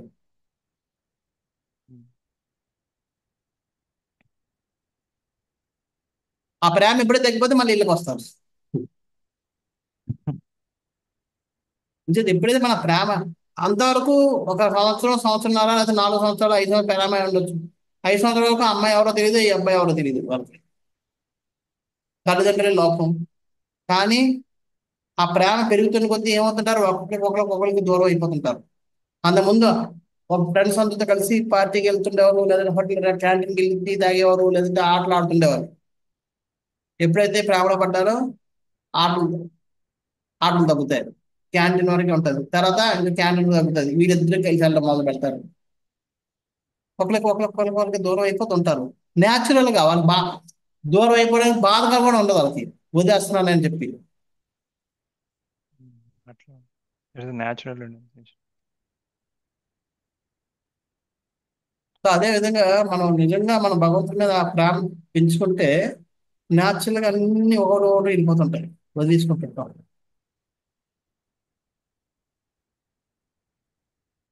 హరే కృష్ణ ప్రభు. హరే కృష్ణ. శుద్ధ శుద్ధ భక్తుల ముఖత మనం వింటే మనకు భక్తి పెరగడం అంటే వాళ్ళ ముఖత వినడానికి కదా మనము మహారాజు యాత్రకు వెళ్ళిన, అంతేగా? అంతే. అది సంవత్సరానికి ఒకసారి వెళ్తాము కదా. మిగతా టైంలో ఒక మహారాజు లేదా మన ఇస్కాన్లో ఉన్న ఒక అదృష్టం అది. మనకి చాలా మంది మహారాజులు ఉన్నారు, చాలా మంది పెద్ద పెద్ద ఉత్తమ భక్తులు ఉన్నారు. వాళ్ళు వచ్చినప్పుడు వాళ్ళు ఎక్కడైనా నిత్యలు అవుతుందంటే వెళ్ళండి, వినండి.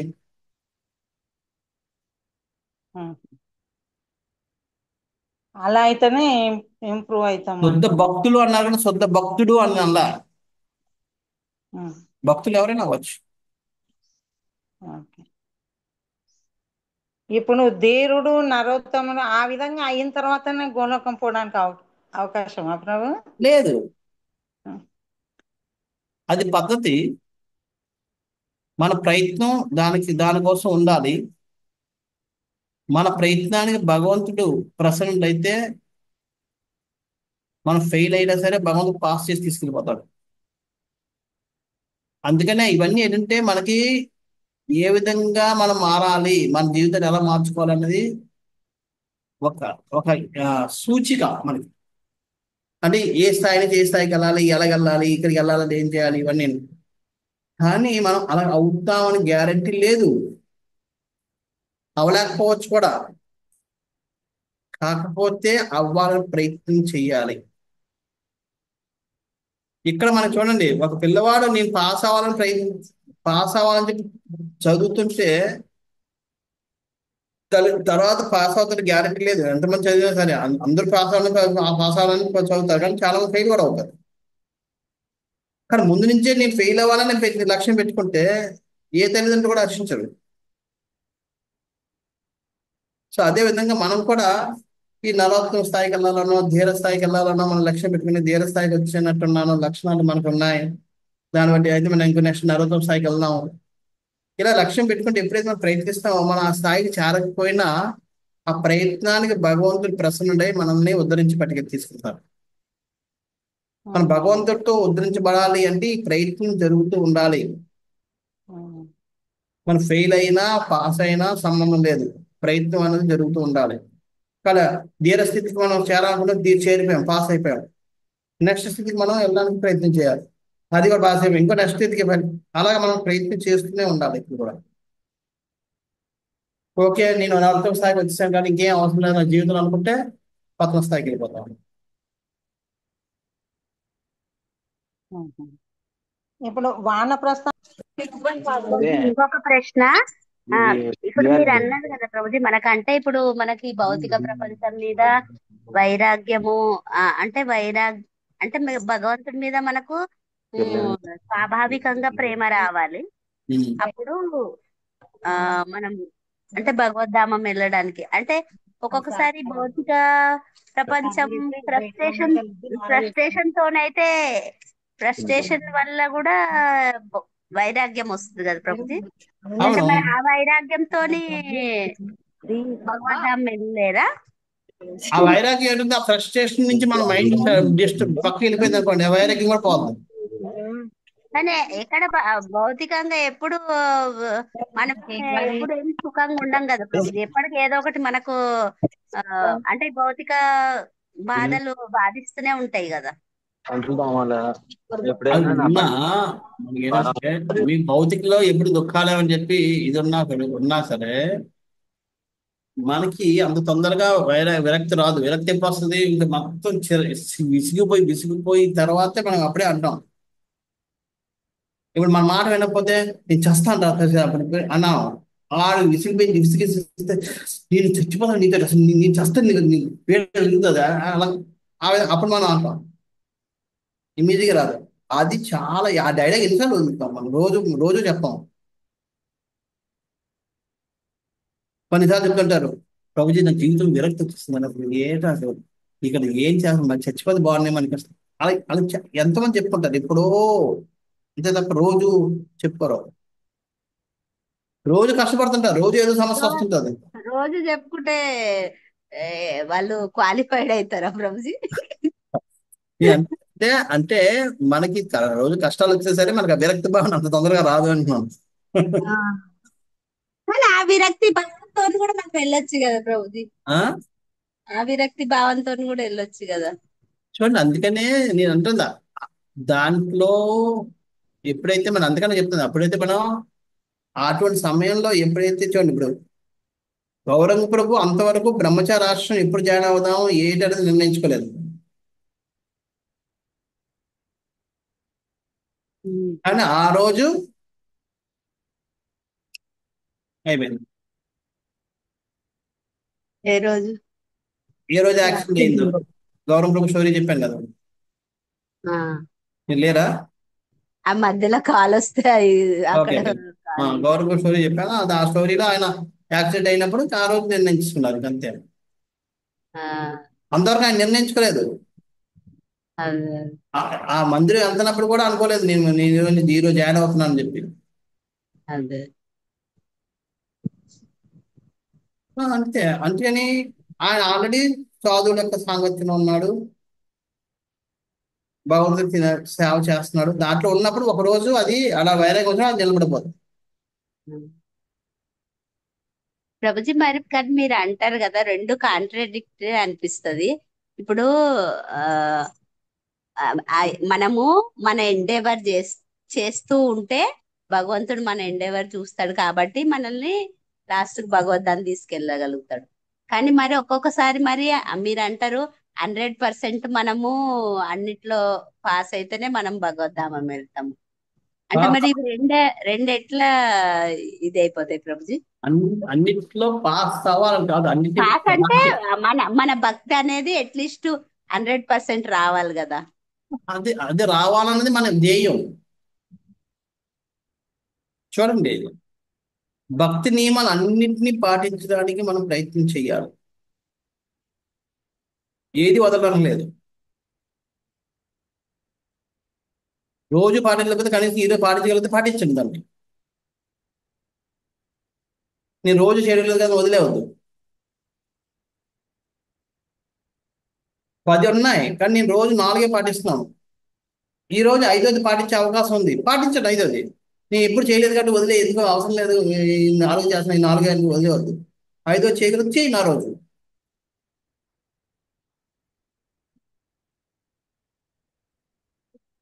నేను 4 చేయలేను, కానీ 7 చేయగలను, చేయండి.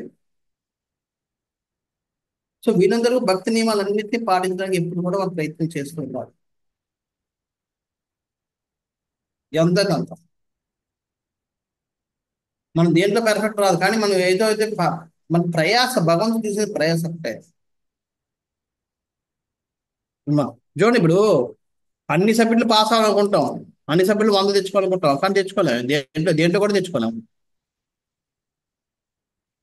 కానీ మనం ఒక మ్యాథ్స్ ఒకటి 100, మిగతా నాకు అవసరం లేదని అలాగే ఎవడు పెట్టుకోడు లక్ష్యం. అందరికీ తెలుసు నాకు 100 రావని తెలుసు, అయినా లక్ష్యం అందరికీ 100 అన్నింటిలో రావాలని పెట్టుకుంటాం. కానీ చదువు మనం ప్రిపేర్ అయ్యేదే ప్రిపేర్ అయ్యే తెలిసిపోద్ది మనకి 100 మార్కులు రాయలేను నేనని, ఎందుకంటే మనం ప్రిపేర్ అవ్వలేదు. కానీ లక్ష్యం అయితే ఉంది, ప్రయత్నం అయితే జరిగింది. అంచేత అక్కడ మార్క్స్ ఎంత రాసామన్న దానికి కాదు భగవంతుడు ఇచ్చేది, ఎంత ప్రయత్నం చేసామన్నదాన్ని. అవును ప్రభుజీ, మరి ప్రయత్నం చేస్తూ ఉంటాం, కానీ అప్పుడప్పుడు మధ్యలో ఎప్పుడన్నా ఫెయిల్ మనము అవుతాం, అవ్వాలి కూడా. ఫెయిల్ అని కాదు, ఒక్కొక్కసారి మనము అంటే మనం ఆ ఎండెవర్ చేయడానికి ఒక్కొక్కసారి నిరుత్సాహంగా అనిపిస్తుంది, అంటే అది చేయలేకపోతుంది. అది అంటే ఎందుకు వస్తుందంటే, మరి అది ఎందుకు వస్తుంది ప్రభుజీ? ఎందుకంటే భగవంతుడి మీద నమ్మకం లేదు, భగవంతుడి కృప మీద మనకు నమ్మకం లేదు. మనం ఏంటంటే నమ్మకం ఉంది చూడండి ప్రభుజీ. అదే చెప్తుంది. ఏంటంటే నేను 4 సార్లు ప్రయత్నించాను, 4 సార్లు ఫెయిల్ అయ్యాను, 5 సార్లు ఫెయిల్ అయ్యాను, నీకు నా జీవితం అంతా వేస్ట్, నేను ఇది చేయలేను. ఆ? అరే మనం చేయలేము కాదు, ప్రయత్నించే భగవంతుడు తీసుకెళ్తాడు నిన్ను, ప్రయత్నం ఆపద్దు. కాదు ప్రభుజీ, అదే ప్రయత్నంలో అప్పుడప్పుడు మనకు అంటే ఇప్పుడు మనము చేసే భగవంతుడి సేవ గాని దాంట్లో గాని కొంచెము ఆ అంటే కొంచెం మనము చెయ్యలేకపోతే అది చూడండి అదే చెప్తున్నాను, చేయలే. చూడండి, అంటే కంటిన్యూగా ఒకటి ఒకటి గుర్తించుకోవాలి, మాధవి. మనం ఇంకా బద్ధస్థితిలో ఉన్నామా, బద్ధస్థితి బయటకు వచ్చామా? మనం ఇంకా బద్ధస్థితిలో ఉన్నాం కదా, ఒప్పుకుంటున్నారా అవునవును కదా? అవును ప్రభు, మన బద్ధస్థితిలో ఉన్నప్పుడు ఫెయిల్ అవ్వడం సహజమా కాదా? సహజం. ఓకే, ఓకే, అక్కడ అది పక్కన పెట్టండి. యశోదమాత బద్ధస్థితిలో ఉందా, ముక్తి స్థితిలో ఉందా? లేదు, ఆమె ఉన్నత స్థితిలో ఆ? ఆమె బద్ధ స్థితిలో ఉండదు కదా ప్రభుజీ, ముక్త స్థితి కదా, ఉన్నత స్థితిలో ఉంది. ముక్త స్థితిలో ఉన్నది కాబట్టి, ముక్త స్థితిలో ఉన్నా సరే ఆమె కూడా ఫెయిల్ అయింది. ఆ, దామోదర్ లీల. యా, ఆమోదం లేదు కాదు, ఏదైనా సరే, ఏ లేలైనా సరే. బా తృణావతి వచ్చినప్పుడు ఎత్తుకోలేకపోయింది, అవును. ఫెయిల్ అయింది ఎత్తుకోవడంలో, అందుకు దించేసింది కింద. చూడండి, బద్ధస్థితి అనే కాదు, లిబరేటెడ్ ముక్త స్థితిలో ఉన్నా సరే భగవంతుడి కృప లేకపోతే మనం ఫెయిల్ అవుతాం, అర్థమవుతుంది కదా? మనం ముక్త స్థితికి వెళ్ళినా సరే భగవంతుడి కృప లేకపోతే, భగవంతుడు నిర్ణయం నాకు జరగకపోతే అక్కడ కూడా ఫెయిల్ అవుతాం. అయితే ప్రభుజీ ఫెయిల్ అవుతుంటే కొంచెం నిరుత్సాహం అనేది అదే వస్తుంది. చెప్తాను, ఎందుకు వాళ్ళకి నిరోత్సాహం రావడం మనకి ఎందుకు వస్తుంది, అదే తేడా. వాళ్ళేంటి, నా ప్రయత్నం జరగాలి, ఫెయిల్ అవుతున్నా పాస్ అవుతున్నా సంబంధం లేదు, ప్రయత్నం జరుగుతుందా లేదా, ప్రయత్నం జరుగుతుందా లేదా చేయాలి. అందుకే చేస్తారు వాళ్ళ వదలరు కాబట్టి వాళ్ళకి కృప దొరుకుతూనే ఉంటుంది భగవంతుడు. మనం వదిలేస్తున్నాం కాబట్టి కృప ఆగిపోద్ది అక్కడ.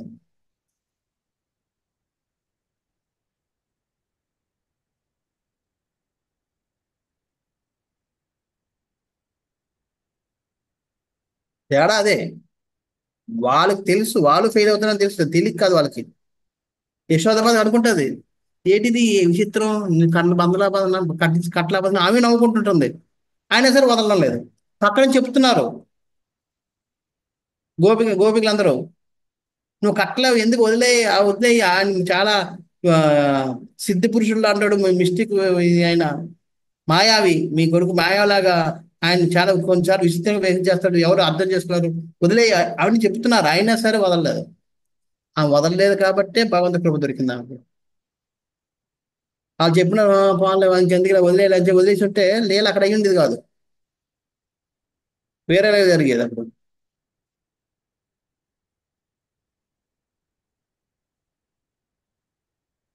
అంచేత ఆమెకి కష్టం అవుతుంది, ఆమెకి చెమటలు వస్తున్నాయి, తుడుచుకుంటుంది, అన్ని చేసుకుంటుంది.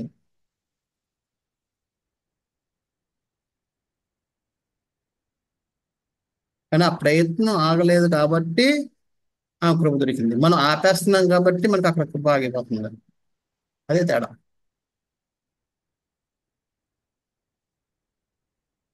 ఆమె ఏంటి, మనం రిజల్ట్ చూసుకుంటాం, రిజల్ట్ చూసి నిరుత్సాహపడుతున్నాం, ఆమె రిజల్ట్ చూడడం లేదు. పని జరుగుతుంది, జరుగుతుంది కాబట్టి జరిగితే ఏదో ఎప్పుడో ఒకప్పుడు నేను కట్టగలుగుతాను. హీరో గారు రేపు రేపైతే ఇల్లుండి, ఇల్లుండి కాదు ఎప్పుడో చెయ్యి, కంటిన్యూ చేయి. కాదు ప్రభుజీ, రిజల్ట్ చూడకుండా మనకు అప్పుడప్పుడు అంటే మనం పాస్ అవుతున్నామా ఫెయిల్ అవుతున్నామా అవన్నీ ఆలోచించకుండా అప్పుడప్పుడు మనకి గ్యాప్ వస్తుంటది. అది ఎందుకని? ఎందుకు వస్తుందంటే చెప్తున్నాను అదే కదా. మనం ఎందుకు వస్తుందంటే మనకి భగవంతుడి ప్రయత్నం అన్నది మనం సీరియస్ కాదు, అది ప్రాబ్లం. భగవంతుడు కృప పొందాలని దాని మీద సీరియస్ లేవు.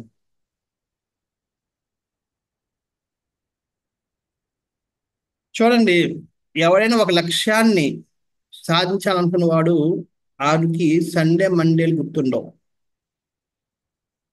అవు.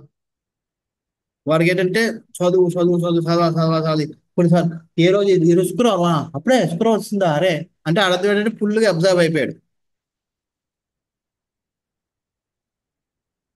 ఏ రోజు ఈరోజు సండే కదా కనపడుకుంటాను మండే అంటే ఆడికి సీరియస్ లేదు అక్కడ గోల్ మీద.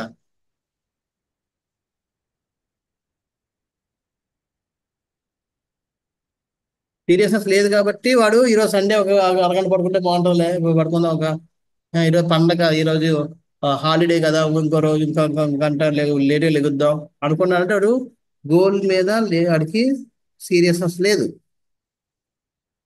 లక్ష్యం సాధించడం మీద.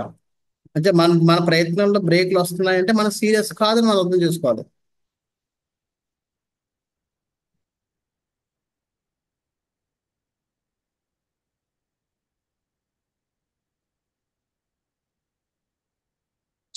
ఏది ఒకరోజు ప్రభుపాద రిలాక్స్ అయిన రోజు ఉందా? మన గురు మహారాజు రిలాక్స్ అయిన రోజులు ఉన్నాయా? లేదు. ఏమి వాళ్ళకి కూడా మండేలు రావడం లేదా, వాళ్ళకి సండేలు రావడం లేదా, వాళ్ళకి హాలిడేస్ రావడం లేదా? వాళ్ళు మనలాగా బద్ధజీవులు కాదు. అది మనం అంటే నేర్చుకోండి, మరి అది అంటుంది మన మన బద్ధజీవి అనుకుని కూర్చుంటే ఇంకేం చేస్తాం, అది మన సీరియస్ కాదు కదా. మరి అప్పుడు మీరు బద్ధజీవులాగా ఉంటారు, మనం అలాగే ఉంటాం. మరి అప్పుడు ఏడద్దు మనం. నేను మన బద్ధజీవిలాగా బిహేవ్ చేయాలి, బద్ధజీవిగా ఉండకూడదు, అది ఎలాగ వద్దండి.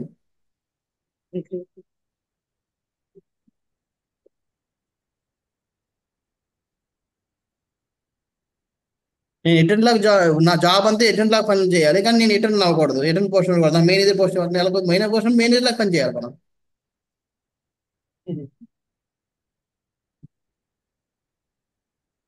మేనేజర్ లాగా పోస్ట్ లాగా మన మేనేజర్ కాకుండా మేనేజర్ పోస్ట్ లా ప్రయత్నం చేస్తే ఒకరో మేనేజర్ పోస్ట్ ఇస్తారు.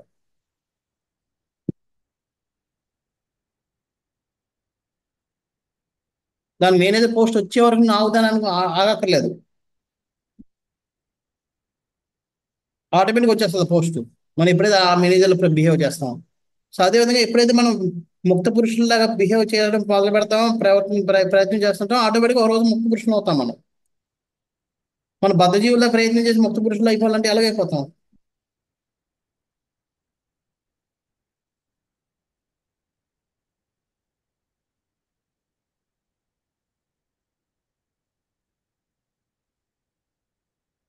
మన ప్రయత్నం ఆగకూడదు. ఏ రోజు మన ప్రయత్నం ఆపాం ఆ రోజు నాకు కృష్ణ నీ కృప నాకు అవసరం లేదని చెప్పేసినట్టే.